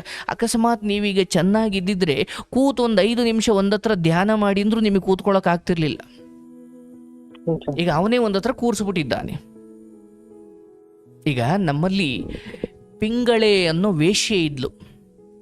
ನಮ್ಮ ಹಿರಿಯರು ಒಂದು ಕತೆ ಹೇಳ್ತಾರೆ. ಆ ವೇಶ್ಯೆಯಿಂದ ನಾವೇನು ಕಲಿಬೇಕು ಅಂದರೆ, ನೋಡಿ, ಆ ಪಿಂಗಳೆ ಅನ್ನೋ ವೇಶ್ಯೆ ಬಹಳ ದುರಾಸೆಯ ವೇಶ್ಯೆ. ವೇಶ್ಯೆ ಕೆಲಸ ಏನು? ಯಾರೋ ಗಿರಾಕಿಗಳು ಬರ್ತಾರೆ, ಚೆನ್ನಾಗಿ ದುಡ್ಡು ಕೊಡೋರು, ಅವಳು ದೇಹವನ್ನು ಮಾರ್ಕೊಂಡಾದ್ರೂ ಸರಿ ಅವಳು ದುಡ್ಡು ಮಾಡಬೇಕು. ಆ ಪಿಂಗಳೆ ಅನ್ನೋ ವೇಶ್ಯೆ ಚೆನ್ನಾಗಿ ರೆಡಿ ಆದ್ಲು. ಎಷ್ಟು ಸುಂದರವಾಗಿ ರೆಡಿ ಆದ್ಲು ಅಂದರೆ, ಅವಳು ಕೇಳದಷ್ಟು ಹಣ ಕೊಡಬೇಕು. ಅವಳಿಂದ ಸುಖವನ್ನು ಪಡಿಲಿಕ್ಕೋಸ್ಕರ ಕೇಳದಷ್ಟು ಹಣ ಕೊಡಲಿಕ್ಕೆ ತಯಾರಾಗೋ ಶ್ರೀಮಂತರು ಆ ಊರಲ್ಲಿದ್ದರು. ಆಯಿತು, ರಾತ್ರಿ ಆಯಿತು, ಕತ್ತಲಾಯಿತು, ಚೆನ್ನಾಗಿ ರೆಡಿ ಆದ್ಲು, ಒಳ್ಳೆ ಗಿರಾಕಿಗಳು ಬರ್ತಾರೆ ಅಂತ ಕಾದ್ಲು. ಎಷ್ಟೊಂದು ಜನ ಬಂದರು, ಆದರೆ ಇದಕ್ಕಿಂತ ಜಾಸ್ತಿ ದುಡ್ಡು ಕೊಡೋ ಗಿರಾಕಿಗಳು ಬರ್ತಾರೆ ಅಂತ ಬಂದ ಎಲ್ಲ ಗಿರಾಕಿಗಳನ್ನೂ ಬೇಡ ಬೇಡ ಬೇಡ ಬೇಡ ಅಂತಲೇ ಬಂದ್ಲು. ಯಾಕೆ ಬೇಡ ಅಂದ್ಲು? ಇದಕ್ಕಿಂತ ಚೆನ್ನಾಗಿ ದುಡ್ಡು ಕೊಡೋರು ಬರ್ತಾರೆ ಶ್ರೀಮಂತರು ಅಂತ. ಆದ್ರೆ 10-11 ಗಂಟೆ ಆಯ್ತು, ಅಲ್ಲಿಂದ ಆಚೆಗೆ ಒಬ್ಬ ಗಿರಾಕಿನೂ ಬರ್ಲಿಲ್ಲ. ಬಂದವ್ರನ್ನೆಲ್ಲ ಬೇಡ ಅಂತ ಕಳಿಸ್ಬಿಟ್ಟಿದ್ದಾಳೆ. ಈಗ ಒಬ್ನು ಬರ್ತಾ ಇಲ್ಲ. ಕಾದು ಕಾದು ಕಾದು ಅವಳಿಗೂ ಸುಸ್ತಾಗೋಯ್ತು, ಯಾವ ಗಿರಾಕಿನೂ ಬರ್ಲಿಲ್ಲ. ಆಗ ಅವಳಿಗೆ ಆ ಜಾಗದಲ್ಲೇ, ಅಂದ್ರೆ ಯಾವ ಗಿರಾಕಿನೂ ಬರ್ದೇ ಹೋದ ಕಾರಣಕ್ಕೆ ಇದ್ದಕ್ಕಿದ್ದ ಹಾಗೆ ಅವಳಿಗೆ ವೈರಾಗ್ಯ ಬಂದ್ಬಿಡ್ತಂತೆ. ನಂದು ಒಂದು ಬದುಕ, ಮೈ ಮಾರ್ಕೊಂಡು ಬದುಕ್ತಾ ಇದ್ದೀನಿ, ದುಡ್ಡಿಗೋಸ್ಕರ ನನ್ನ ದೇಹವನ್ನ ಹೊಲಸು ಮಾಡಿಕೊಂಡು ಬದುಕ್ತಾ ಇದ್ದೀನಿ. ಇಲ್ಲ, ಇದು ನನ್ನ ಜೀವನದ ಅತ್ಯಂತ ಕೆಟ್ಟ ಸಮಯ, ನಾನು ಇದರಿಂದ ಹೊರಗಡೆ ಬರಬೇಕು ಅಂತ ಆ ರೆಡಿಯಾಗಿದ್ಲಲ್ಲ, ಗಿರಾಕಿಗಳು ಬರ್ತಾಳೆ ಅಂತ, ಅದೇ ಜಾಗದಲ್ಲಿ ಕೂತು ಧ್ಯಾನಕ್ಕೆ ಕೂತ್ಕೊಂಡ್ಬಿಟ್ಲಂತೆ. ತಕ್ಷಣ ಭಗವಂತನನ್ನ ಸೇರುದ್ಲಂತೆ. ಯಾಕೆ?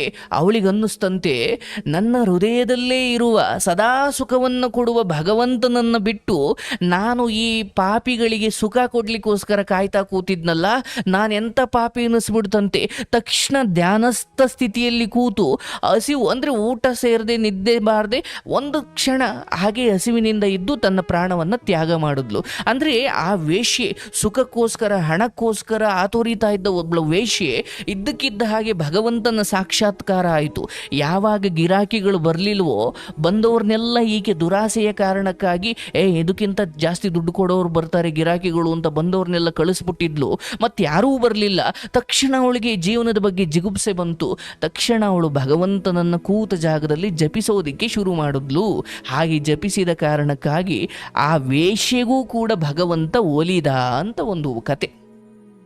ಈಗ ನೀವು ಕೂತ ಜಾಗದಲ್ಲಿ ಮಾಡಬಹುದಾದ್ದೇನು ಅಂದ್ರೆ, ನನ್ನ ಹೆಂಡತಿ, ನನ್ನ ಮಕ್ಕಳು, ಈ ಜನ್ಮದಲ್ಲಿ ನನ್ನ ಹೆಂಡತಿ ಅಥವಾ ನನ್ನ ಮಕ್ಕಳು ಇವರೆಲ್ಲರನ್ನು ಚೆನ್ನಾಗಿಡಪ್ಪ, ಆದರೆ ನಾನು ಇದೆಲ್ಲದರಿಂದ ಸ್ವಲ್ಪ ಮುಕ್ತನಾಗಬೇಕು. ಭಗವಂತ ನನ್ನ ಕೂತ ಜಾಗದಲ್ಲಿ ಪ್ರಾರ್ಥಿಸ್ತಾ ಅವರೆಲ್ಲ ಚೆನ್ನಾಗಿರ್ಲಿ ಸರ್, ನಾನು ಒಂದು ಮುಕ್ತಿ ಆಗ್ಬಿಟ್ರೆ ಸಾಕು ಸರ್.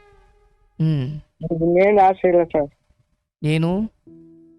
ಅವರೆಲ್ಲ ಮಕ್ಕಳು ಮನೆಯವರೆಲ್ಲ ಚೆನ್ನಾಗಿರ್ಲಿ ಸರ್, ನನ್ಗೊಂದು ಮುಕ್ತಿ ಸಿಕ್ಬಿಟ್ರೆ ಸಾಕು ಸರ್, ಇನ್ನೇನು ಬೇಡ ಸರ್ ನನಗೆ ಜೀವನದಲ್ಲಿ. ಅದೊಂದು ಸರ್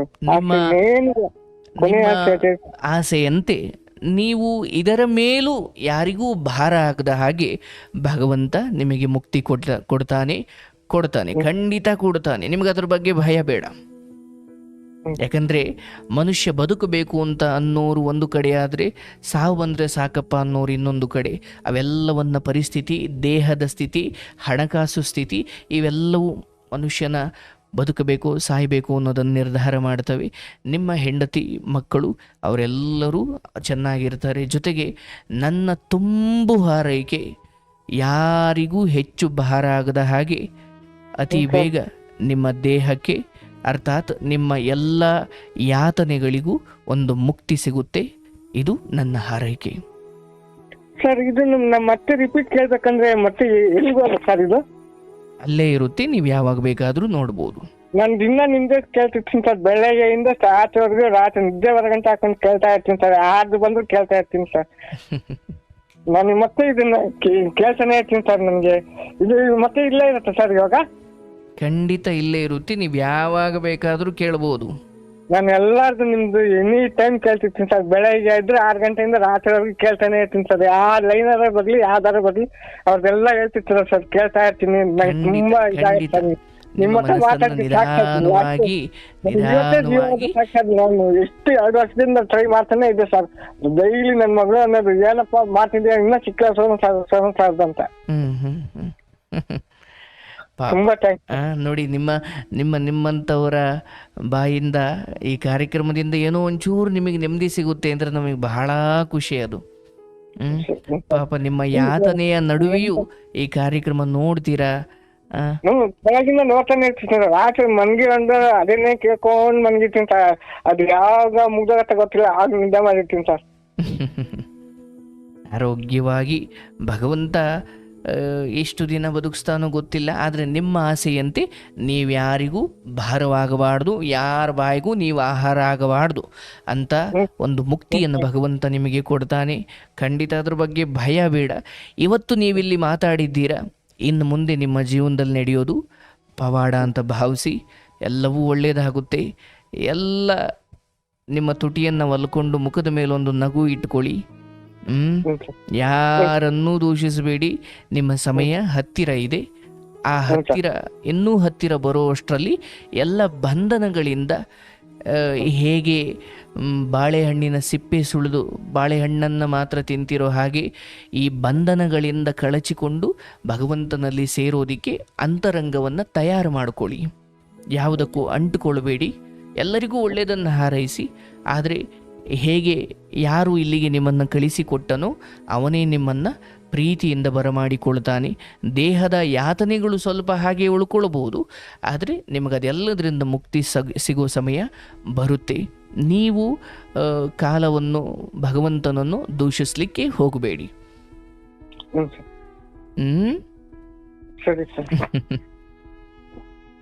ನೋಡಿ, ಬಹಳ ಖುಷಿಯಿಂದ ಮಾತಾಡಿದ್ರೆ ಸಾಕು ಅನ್ನೋದೇ ನಿಮ್ಗೆ ದೊಡ್ಡ ಖುಷಿ ಆಯ್ತು. ಬಟ್ ನನಗೆ ತುಂಬಾ ಇದಾಯ್ತು ಸರ್. 2 ವರ್ಷದಿಂದ ಟ್ರೈ ಮಾಡ್ತಿದ್ದೀನಿ ಸರ್. ಯಾವಾಗಿಂದ ಮಾತಾಡ್ಬೇಕು ಸೋನು ಸರ್ ಹತ್ರ. ನಮ್ ಜೀವ ಆಯ್ತಿತ್ತು, ಒಂದು ಸತ್ಯಾಗ ಮಾತಾಡ್ಬೇಕಂತ ಕೊಂಡಿದ್ದೆ, ಸಿಕ್ಬಿಡ್ತು ಸರ್. ಇವತ್ತು ರಾತ್ರಿ ಹೋದ್ರು ಸಾಕು ಸರ್. ನಿಮ್ಮ ಹತ್ರ ಮಾತಾಡಿದೀನಿ, ನಿಮ್ ಮಾತು ಕೇಳಿದೀನಿ. ನನ್ನ ಫೋನಲ್ಲಿ ನಿಮ್ಮ ಹತ್ರ ಎಲ್ಲ ಇದೆ.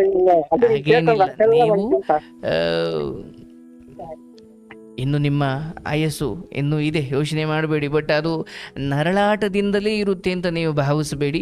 3 ಹೊತ್ತು ಊಟ ಸಿಕ್ತಾ, ಅನ್ನಪೂರ್ಣೇಶ್ವರಿ ಸಿಕ್ಕಲ್ಲವ ಅಂತ ಕೈ ಮುಗಿ. ಅವ್ರು ನಿಮಗೆ ಊಟ ಕೊಡ್ತಾವ್ರೆ ಅನ್ನೋದಕ್ಕಿಂತ ನಿಮ್ಮ ಪಾಲಿಂದನ್ನು ನಿಮಗೆ ಭಗವಂತ ಕಳಿಸ್ತಾ ಇದ್ದಾನೆ. ಅದು ನಿಂತು ಹೋದ ಮೇಲೆ ಮುಗಿಯುತ್ತೆ ಎಲ್ಲ ಅಲ್ಲಿಗೆ. ಅದು ನೋಡ್ತಿದ್ದಂಗೆ ನಾಟಕ ಮುಕ್ತಾಯ ಆಗುತ್ತಲ್ಲ, ಹಾಗೆ ಅದು ಯಾವಾಗ ಹೋಗುತ್ತೋ ಗೊತ್ತಾಗಲ್ಲ. ಹಾಗಾಗಿ ಸಾವು ನನ್ನ ಕೈಲಿಲ್ಲ, ಅದ್ರ ಬಗ್ಗೆ ಯೋಚಿಸಬೇಡಿ. ಅದು ಬಂದಾಗ ಹೊರಡಲೇಬೇಕು. ಬಟ್ ಹಾಗೆ ಹೋಗುವ ಮುನ್ನ ಸದಾ ಭಗವಂತನ ಚಿಂತನೆಯಲ್ಲೇ ಮುಳುಗಿ ನೀವು ಹಾಗೆ ನಿಮ್ಮ ಈ ಜನ್ಮವನ್ನು ಮುಗಿಸುವ ಮುನ್ನ ಶ್ರೇಷ್ಠ ಭಕ್ತರಾಗಿ ಒಳ್ಳೆಯ ಚಿಂತನೆಗಳನ್ನ ಇಟ್ಟುಕೊಂಡು ಈ ಸಮಯದಲ್ಲಿ ನೀವು ತೆಗೆದುಕೊಂಡು ಹೋಗುವುದು ಒಂದೇ. ನಿಮ್ಮ ದೇಹದ ನೋವುಗಳು ನಿಮ್ಮ ಜೊತೆ ಬರಲ್ಲ, ನಿಮ್ಮ ಹೆಂಡತಿ ಮಕ್ಕಳು ಯಾರೂ ಬರಲ್ಲ. ಕೇವಲ ಏನು ಕೂತ ಜಾಗದಲ್ಲಿ ಒಂದಷ್ಟು ಜ್ಞಾನವನ್ನು ತಿಳ್ಕೊಳ್ತಾ ಇದ್ದೀರಲ್ಲ, ಇದು ನಿಮ್ಮ ಜೊತೆ ಬರುತ್ತೆ. ಆ ಜ್ಞಾನವನ್ನು ಹೆಚ್ಚು ಹೆಚ್ಚು ಕಲೆ ಹಾಕಿ ಕೂತ ಜಾಗದಲ್ಲಿ ಮಹಾತ್ಮರ ದರ್ಶನವನ್ನ ಮಾಡಿ ಧೈರ್ಯ ಬರುತ್ತೆ. ನಿಮ್ಗೆ ಒಳ್ಳೇದಾಗಲಿ. ನಿಮ್ಮ ಹೆಂಡತಿಗೂ ನನ್ನ ಕಡೆಯಿಂದ ಸಾಷ್ಟಾಂಗ ನಮಸ್ಕಾರ. ಯಾಕಂದ್ರೆ ನೋಡಿ, ಇಂಥ ಸಮಯದಲ್ಲಿ ಒಂದೆರಡು ಮಾತು ಮಾತಾಡ್ತಾರೆ.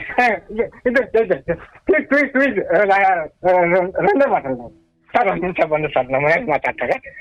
ಖಂಡಿತ ಖಂಡಿತ ಕೊಡಿ ಕೊಡಿ ಕೊಡಿ. ಒಂದೆರಡು ಮಾತು ಮಾತಾಡ್ತಾರೆ. ಹಲೋ, ನಮಸ್ಕಾರ ನವ್ವಾ. ನಮಸ್ತೆ ಸರ್. ಹೇಗಿದೀಯವ್ವ? ಚೆನ್ನಾಗಿದ್ದೀರಾ?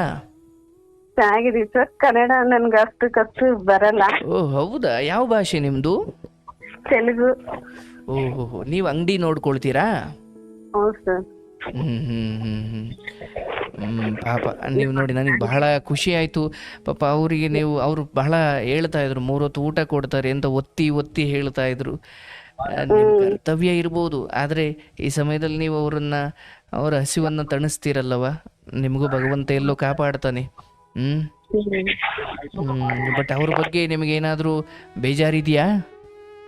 ಅದೆಲ್ಲ ಏನಿಲ್ಲ ಸರ್. ಪಾಪ ಮಗ ಅಂದ್ರೆ ಇಲ್ಲೇ ಎಲ್ಲಾದ್ರೂ ದುಡಿಬೋದಿತ್ತು, ಅಲ್ಲಿಗೆ ಯಾಕೆ ಹೋದ್ರು?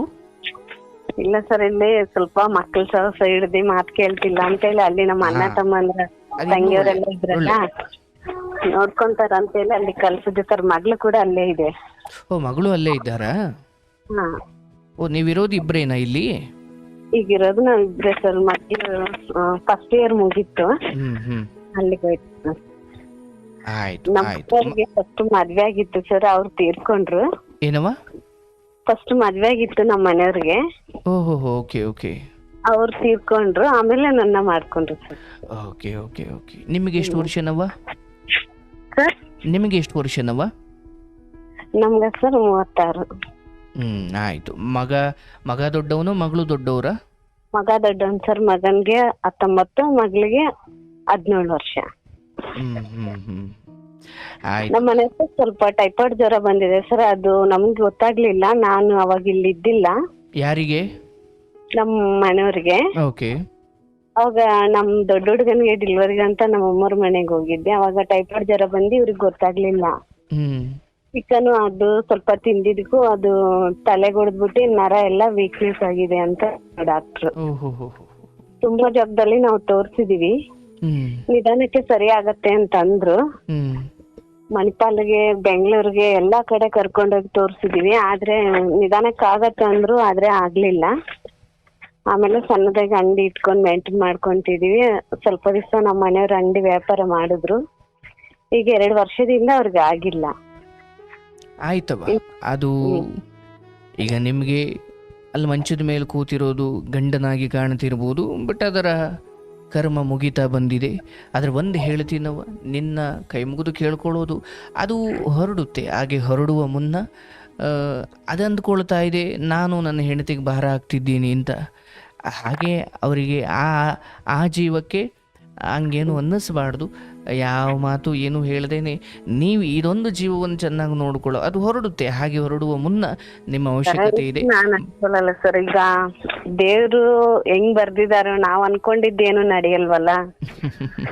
ಈಗ ಅವ್ರ ಏನ್ ಅನ್ಕೊಂಡ್ ಬರ್ದಿದಾರೋ ಅದ್ರ ಪ್ರಕಾರನೇ ನಾವ್ ಹೋಗ್ಬೇಕು. ನಾವು ಯೋಚನೆ ಮಾಡಿದ್ದೆಲ್ಲ ನಡೆದ್ರೆ ಆಗತ್ತಾ? ಸತ್ಯ ಸತ್ಯ ಸತ್ಯ. ನಿಮ್ಮ ಮಕ್ಕಳು ಹೌದು, ಎಲ್ರಿಗೂ ಒಂದಿವ್ಸ ವಯಸ್ಸಾಗುತ್ತೆ. ಯಾರಿಗೆ ಗೊತ್ತವ, ಎಲ್ಲ ಚೆನ್ನಾಗಿ ಓಡಾಡ್ಕೊಂಡಿದ್ದ ಒಂದು ಸಂಜೆ ಹಾಸಿಗೆ ಹಿಡಿದು ಬಿಡ್ತಾನೆ. ಈ ಕಾಲದಲ್ಲಿ ಯಾವುದನ್ನು ಹೇಳಲಿಕ್ಕಾಗಲ್ಲ. ಬಟ್ ಇದೊಂದು ಜೀವಕ್ಕೆ ಅದೊಂದು ನೋವಿದೆ, ಅಯ್ಯೋ ನಾನು ಎಲ್ರಿಗೂ ಭಾರ ಆಗ್ಬಿಟ್ನೆ ಅಂತ. ಬಟ್ ಆ ಭಾವನೆ ಬರೋದು ಬೇಡ. ನೀವು ಮಾಡ್ತಾ ಇದ್ದೀರಿ ಅದ್ಭುತವಾಗಿ. ನಾನು ಹೇಳಬೇಕಂದ್ರೆ ನೀವು ಮಹಾತಾಯಿ, ನಿಮ್ಮ ಪಾದಕ್ಕೆ ಶರಣು. ಯಾಕಂದರೆ ನಾನು ಕೇಳಿದ್ದೀನಿ, ಚಿಕ್ಕ ಚಿಕ್ಕ 1 ವಾರ 1 ತಿಂಗಳು ಮನೇಲಿ ಉಳ್ಕೊಂಡು ಕೆಲ್ಸಕ್ಕೆ ಹೋಗದೆ ಇದ್ದರೆ ಏನೋ ಭಾರ ಆಗ್ಬಿಟ್ರು ಅನ್ನೋ ಥರ ಮಾತಾಡೋರ ನಡುವೆ ನೀನು ನೋಡ್ಕೊಳ್ತಾ ಇದ್ದೀಯವ. ನಿನ್ನ ಮನೆ ಬೆಳಗುತ್ತೆ, ಯಾವತ್ತೂ ನಿನ್ನ ಮನೆ ದೀಪ ಹಾರಲ್ಲ.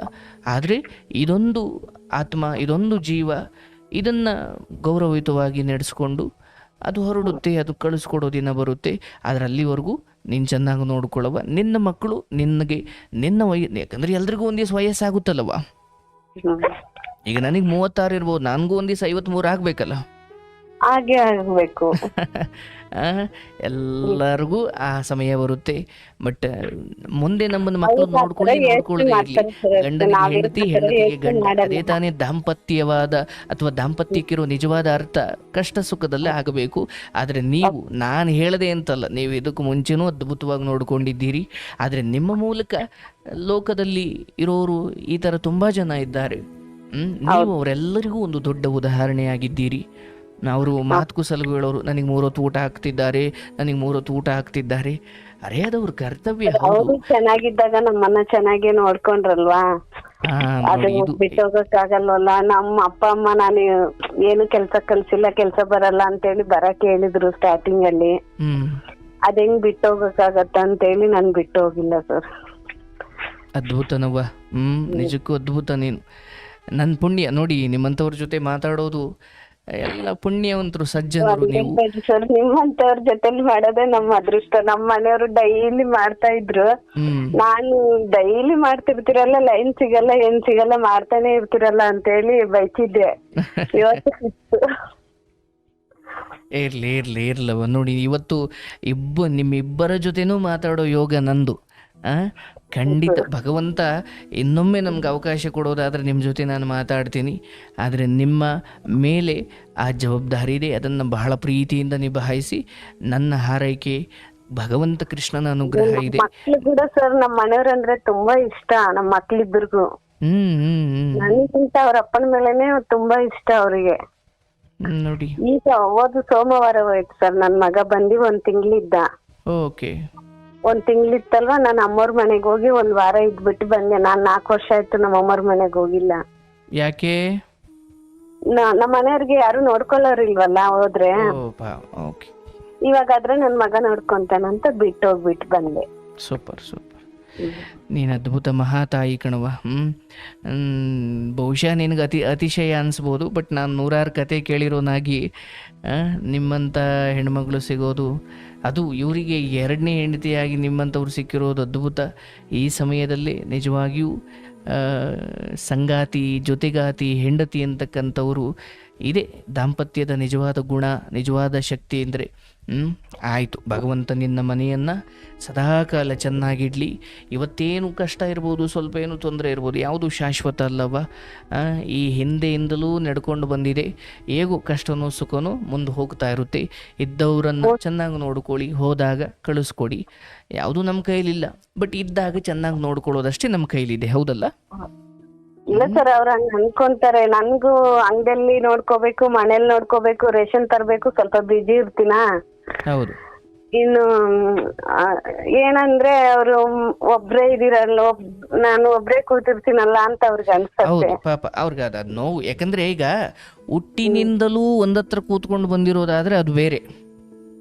ಆದ್ರೆ ಮಧ್ಯೆ ಚೆನ್ನಾಗಿ ಓಡಾಡಿ ಇಲ್ಲೆಲ್ಲೋ ಒಂದು ಕಡೆ ಹಿಂಗಾಯ್ತು ಅಂದಾಗ ಆ ಓಡಾಡಿದ್ದೆಲ್ಲ ಅನುಭವ ಇರುತ್ತಲ್ಲ, ಆ ಕಾರಣಕ್ಕೆ ಇವ್ರಿಗೆ ಒಂಟಿತನ ಅನ್ಸ್ಬಿಡುತ್ತೆ.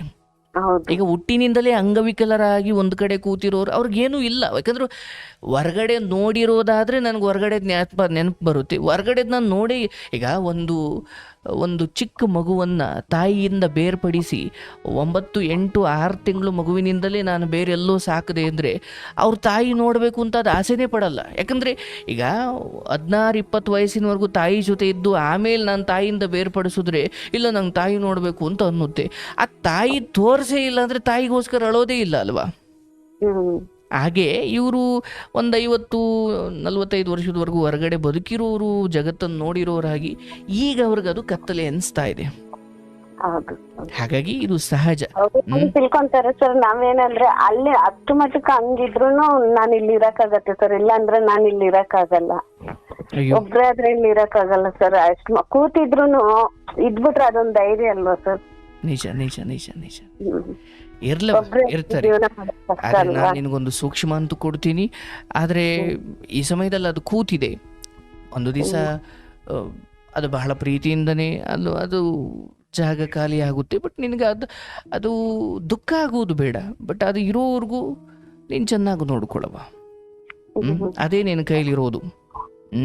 ಅದು ನಿನ್ನ ಹತ್ರ ಇರುತ್ತೆ, ಇನ್ನೂ ಇರುತ್ತೆ. ಚೆನ್ನಾಗಿ ಅನ್ಯೂನ್ಯವಾಗಿ ಬದುಕಿ.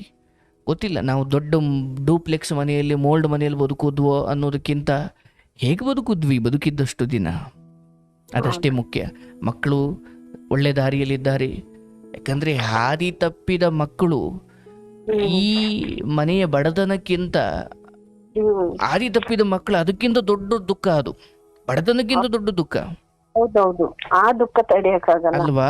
ಹಾಗಾಗಿ ಮಕ್ಕಳು ಯಾರೋ ಓದ್ತಿದ್ದಾರೆ, ಇನ್ನೊಬ್ರು 19 18 20 ವಯಸ್ಸಿಗೆ ಜವಾಬ್ದಾರಿ ಇರೋ ಥರ ದುಡಿತಾ ಇದ್ದಾರೆ. ಎಲ್ಲ ಒಳ್ಳೇದಾಗುತ್ತವ. ಈ ಬಡತನ ಶಾಶ್ವತ ಅಲ್ಲ. ನಿಮ್ಮ ಮುಂದಿನ ವಂಶಾವಳಿ ಅಥವಾ ಮುಂದಿನ ಜನ್ರೇಷನ್ ಅದು ಹೀಗೆ ಬದುಕೋದಿಲ್ಲ, ಅದು ಬೇರೆ ಥರನೇ ಬದುಕುತ್ತೆ. ಬಟ್ ನಿಮ್ಮ ಪಾಲಿಗೆ ನಿಮ್ಮ ಜೀವಿತಾವಧಿಯಲ್ಲಿ ಏನು ಬಂದಿದೆಯೋ ಅದನ್ನು ಭಗವಂತ ಇದು ನೀನು ಕೊಟ್ಟ ಪ್ರಸಾದ ಅಂದುಕೊಂಡು ಸ್ವೀಕರಿಸಬೇಕು. ಮಕ್ಕಳು ಹಾರಿ ತಪ್ಪಿ ಹೋಗದಂಗೆ ಇವತ್ತು ನಿನ್ನ ಕೈಲಿದ್ದಾರಲ್ಲ, ಅದೇ ನಿನ್ನ ಅತ್ಯಂತ ದೊಡ್ಡ ಶ್ರೀಮಂತಿಕೆ ತಾಯಿ. ಯಾಕಂದ್ರೆ ಅವ್ರು ಹಾದಿ ತಪ್ಪಿಬಿಟ್ರೆ ನೀವಿಂತ ಇನ್ನೂ 10 ಅಂಗಡಿ ಇಟ್ಟರು ಪ್ರಯೋಜನ ಇಲ್ಲ. ಅಂಥದ್ರಲ್ಲಿ ಭಗವಂತ ಎಲ್ಲೂ ನಿಮ್ಮನ್ನು ಕೈ ಬಿಟ್ಟಿಲ್ಲ. ರೋಗ, ಮುಪ್ಪು, ವಯಸ್ಸಾಗೋದು, ಸಾವು, ಇದನ್ನ ಯಾವ ಶ್ರೀಮಂತನೂ ತಪ್ಪಿಸ್ಕೊಳ್ಳೋಕ್ಕಾಗಲ್ಲ. ಹೌದಲ್ಲ? ರೋಗ ಬರೋದು, ವಯಸ್ಸಾಗೋದು, ಸಾವು, ಇದನ್ನು ಯಾರೂ ತಪ್ಪಿಸ್ಕೊಳ್ಳೋಕ್ಕಾಗಲ್ಲ. ಅದು ಪ್ರಕೃತಿಯ ನಿಯಮ. ಏನೇ ನಾನು ಒಳ್ಳೆ AC ರೂಮಲ್ಲಿ ಬದುಕ್ತೀನಿ, ಯಾವುದು ಕಷ್ಟ ಇಲ್ದಂಗೆ ಬದುಕ್ತೀನಿ ಅಂದರೂ ಅವನ ಸೌಂದರ್ಯ ಸುಖ ಆಗಲೇಬೇಕು, ಅವನಿಗೂ ಒಂದು ದಿವಸ ವಯಸ್ಸಾಗಲೇಬೇಕು, ರೋಗ ಬರಲೇಬೇಕು, ಒಂದು ದಿವಸ ಅವನ ಆಯಸ್ಸು ಮುಗಿಲೇಬೇಕು. ಇದು ದೇಹ, ಅದೊಂದು ಪ್ರಕೃತಿ ನಿಯಮ, ಅದನ್ನು ಯಾರೂ ತಪ್ಪಿಸ್ಕೊಳ್ಳೋಕ್ಕಾಗಲ್ಲ. ಹಾಗಿದ್ದಾಗ ಕೆಲವೊಬ್ಬರು ಬೇಗ ಹೋಗ್ತಾರೆ, ನಾವು ಒಂಚೂರು ಲೇಟಾಗಿ ಹೋಗ್ತೀವಿ, ಅಷ್ಟೇ ವ್ಯತ್ಯಾಸ ಅನ್ನೋದು ಬಿಟ್ಟರೆ ನಾವು ಹಿಂಗೆ ಇರ್ತೀವಿ ಅಂತ ಏನಲ್ಲ. ಹೌದು. ಹಾಗಾಗಿ ಅವ್ರ ಮುಂದೆ ನಾವಿಂದೆ ಅಷ್ಟೆ. ಆಯ್ತವ, ನಿನ್ನ ಬದುಕು ವ್ಯವಹಾರ ವ್ಯಾಪಾರಗಳು ಚೆನ್ನಾಗಾಗಿ 4 ಜನರ ಮುಂದೆ ತಲೆ ಎತ್ಕೊಂಡು ಬದುಕುವಂತೆ ನಿನ್ನ ಮಗ ಮಗಳು ಎಲ್ಲರಿಗೂ ಒಂದು ಒಳ್ಳೆಯ ಬದುಕು ಸಿಗಲಿ ಅಂತ ನಾನಾದರೂ ಹಾರೈಸ್ತೀನಿ. ನಿಮ್ಮಿಬ್ಬರ ಜೊತೆ ಮಾತಾಡಿ ನನಗೆ ಬಹಳ ಖುಷಿ ಆಯಿತು. ಇಷ್ಟೆಲ್ಲ ಸ್ವಲ್ಪ ದುಃಖದ ಪರಿಸ್ಥಿತಿ ಇದ್ದರೂ, ಕಾಯಿಲೆಗಳಿದ್ದರೂ ಪರಸ್ಪರ ನಿಮ್ಮಲ್ಲೊಂದು ಅನ್ಯೂನ್ಯತೆ ಇದೆ. ಅದು ನನಗೆ ನೋಡ್ತಾ ಇರೋ ಎಷ್ಟೋ ಯುವ ಜನತೆಗೆ ನೀವಿಬ್ಬರು ಒಂದು ಮಾದರಿ. ಹೀಗೆ ಬದುಕಿ, ನಿಮ್ಗೆ ಒಳ್ಳೇದಾಗಲವ. ಎಂದಾದರೂ ಸಾಧ್ಯವಾದರೆ ಖಂಡಿತ ನಾನು ಮತ್ತೊಮ್ಮೆ ನಿಮ್ಮ ಜೊತೆ ಮಾತಾಡ್ತೀನಿ. ಅವರಂತೂ ಪಾಪ ತುಂಬಾ ದಿವಸ ತುಂಬಾ ನಮಸ್ಕಾರ ಸರ್ ನಿಮ್ಗೆ. ನಮ್ಮ ಉದಯ ತುಂಬಾ ನಮಸ್ಕಾರ ಸರ್ ನಿಮ್ಗೆ. ನಮಸ್ತೆ ಸರ್, ತುಂಬಾ ನಮಸ್ತೆ ಸರ್. ನಿಮ್ಗೆ ಮತ್ತೆ ಮಾತಾಡೋದಕ್ಕೆ ನನಗೆ ತುಂಬಾ ಸಂತೋಷ ಆಯ್ತು ಸರ್. ಭಗವಂತ ನಿಮ್ಮನ್ನು ಚೆನ್ನಾಗಿಡ್ಲಿ. ಮತ್ತೆ ಮತ್ತೆ ಮಾತಾಡೋಣ. ಭಗವಂತನ ಆಶೀರ್ವಾದ ಇದ್ರೆ ನೀವು ಧೈರ್ಯವಾಗಿರಿ, ಆಯ್ತಲ್ಲ ಸರ್? ನಮ್ ಜೀವ ಹೋದ್ರು ಸಾಕು ಸರ್, ಬೆಳಗ್ಗೆ ಎಷ್ಟು ಹೋದ್ರು ಸಾಕು ಸರ್. ನಿಮ್ಮ ಹತ್ರ ಒಂದ್ಸತಿ ಮಾತಾಡೋದಂತ ತುಂಬಾ ವರ್ಷದಿಂದ ಕಾಯ್ತಿದ್ದೆ ಸರ್. ಅಯ್ಯೋ ಅಯ್ಯೋ ಅಯ್ಯೋ, ಶಬರಿ ಕಾದಂಗೆ ಕಾದಿದ್ದೀರಿ. ಸರ್ ನನ್ಗೆ ಏನು ಕೆಲಸ ಇಲ್ಲ ಸರ್, ಏನಿಲ್ಲ, ಕಸನು ಮುಟ್ಟಲ್ಲ, ಏನಿಲ್ಲ ಸರ್. ತಿನ್ನೋದು, ಬಾತ್ರೂಮ್ ಹೋಗೋದು, ಬಂದು ಕೂರೋದು, ನಿಮ್ದು ಪರವಾಗಿಲ್ಲ. ಮಾಡ್ಬೇಕಾದ ಸಮಯದಲ್ಲಿ ಮಾಡಿದ್ದೀರಾ. ಪಾಪ ನಿಮ್ಮ ಹೆಂಡತಿನೂ ಅದನ್ನೇ ಹೇಳಿದ್ರು, ಇಲ್ಲ ಸರ್ ನಮ್ಮನ್ನು ಅವಾಗ ಚೆನ್ನಾಗಿ ನೋಡಿಕೊಂಡ್ರು, ಈಗ ನಾವು ಅವ್ರನ್ನ ನೋಡ್ಕೊಳ್ಬೇಕು ಅಂತ. ಖಂಡಿತ ನೀವು ಯಾರಿಗೂ ಭಾರ ಆಗಿಲ್ಲ. ನಿಮ್ಮ ಶ್ರೀಮತಿಯವ್ರ ಹತ್ರ ಮಾತಾಡಿದಾಗ ನನಗೆ ಅದು ಸ್ಪಷ್ಟತೆ ಆಯಿತು. ದಯವಿಟ್ಟು ಅವ್ರು ಹಂಗೆ ನೋಡ್ಕೊಂಡ ಮೇಲೂ ನೀವು ಹಂಗೆ ಮನಸ್ಸಿಗೆ ಹಂಗೆ ಅಂದ್ಕೊಂಡ್ರೆ ಅವ್ರಿಗೆ ಮಾಡಿದ್ದು ಮೋಸ ಆಗ್ಬಿಡುತ್ತೆ. ಅದು ಅರ್ಥ ಆಯ್ತಲ್ಲ? ಎಂದು ಅವ್ರ ತವ್ರ ಮನೆಯವರೇ ಬಂದ್ಬಿಡು ಅಂತ ಹೇಳೋ ಸಮಯದಲ್ಲೂ ಅವ್ರು ಹೋಗಿಲ್ಲ, ಬದುಕ್ತಾ ಇದ್ದಾರೆ, ಇಲ್ಲೇ ಇದ್ದಾರೆ. ಹಾಗಾಗಿ ನೀವು ಯಾರಿಗೂ ಭಾರ ಆಗಿಲ್ಲ. ನಿಮಗೆ ನೀವೇ ಹಂಗೆ ಅಂದ್ಕೊಳ್ಬೇಡಿ. ದುಡಿಯೋ ವಯಸ್ಸಲ್ಲಿ ದುಡ್ದಿದ್ದೀರಾ, ಈಗ ಏನೋ ಪರಿಸ್ಥಿತಿ ಇಲ್ಲಿಗೆ ಬಂದು ನಿಂತಿದೆ. ಏನು ಜೀವನ ಪೂರ್ತಿ ದುಡಿಯೋದಲ್ಲ, ಮಕ್ಕಳು ದುಡಿತಾರೆ, ನೀವು ಸ್ವಲ್ಪ ಸಮಾಧಾನವಾಗಿರಿ. ನೀವೇ ಏನೇನೋ ಆಲೋಚನೆ ಮಾಡಿಕೊಂಡು ಕಾಯಿಲೆಯನ್ನು ಹೆಚ್ಚು ಮಾಡ್ಕೊಳ್ಬೇಡಿ. ಹಿರಿಯರಿದ್ದೀರಿ, ನಿಮ್ಮ ಪಾದಕ್ಕೆ ಶರಣು. ನಿಮ್ಗೆ ಒಳ್ಳೇದಾಗಲಿ ಸರ್. ನಿಮ್ಮ ಪಾದಕ್ಕೆ ಶರಣು ಸರ್. ತುಂಬಾ ನಮಸ್ಕಾರ ಸರ್. ಭಗವಂತ ನಿಮ್ಮನ್ನು ಚೆನ್ನಾಗಿಡ್ಲಿ. ಹರೇ ಕೃಷ್ಣ. ಪರಮಾತ್ಮ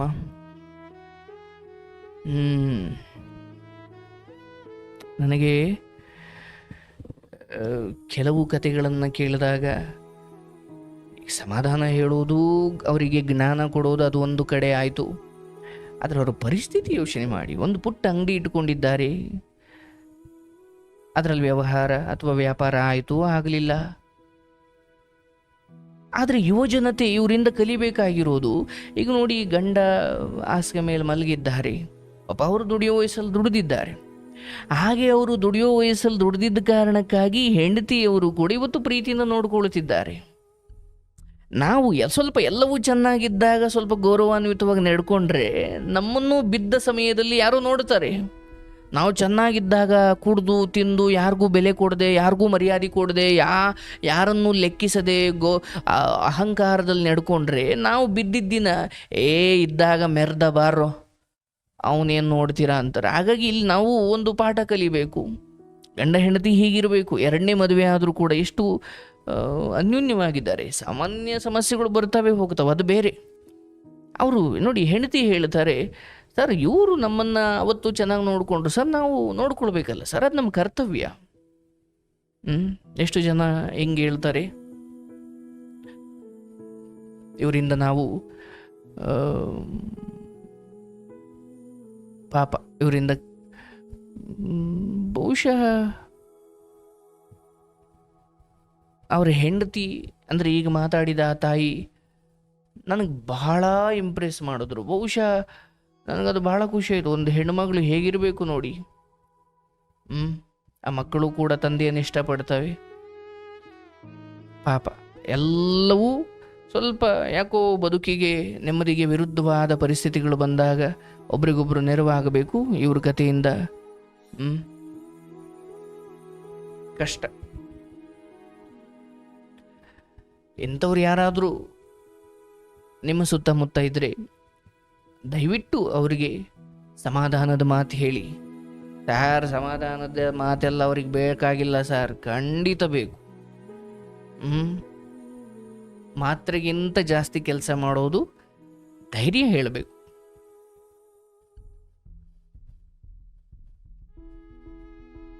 ಈ ಹೆಣ್ಣಿನ ಅಥವಾ ಈ ಗಂಡ ಹೆಂಡತಿ ಅವರು ಹಾಸಿಗೆ ಹಿಡಿದಿದ್ರು ಕೂಡ ಅವರು ಎಷ್ಟು ಈ ಕಾರ್ಯಕ್ರಮದಿಂದ ಒಂದು ಚಿಕ್ಕ ನೆಮ್ಮದಿ ಅವರಿಗೆ ಸಿಕ್ಕಿದೆ. ಅದನ್ನು ಅವರು ಬಾಯ್ಬಿಟ್ಟು ಹೇಳಿದಾಗ ಅದು ನಮಗೆ ಆಶೀರ್ವಾದ. ಒಳ್ಳೆಯದಾಗಲಿ. ಇವ್ರ ಮಗ ಮಗಳು ಎಲ್ಲರೂ ಅವರ ಸಂಸಾರ ನೆಮ್ಮದಿಯಾಗಿ ಚೆನ್ನಾಗಿರಲಿ. ಇದು ನನ್ನ ಹಾರೈಕೆ.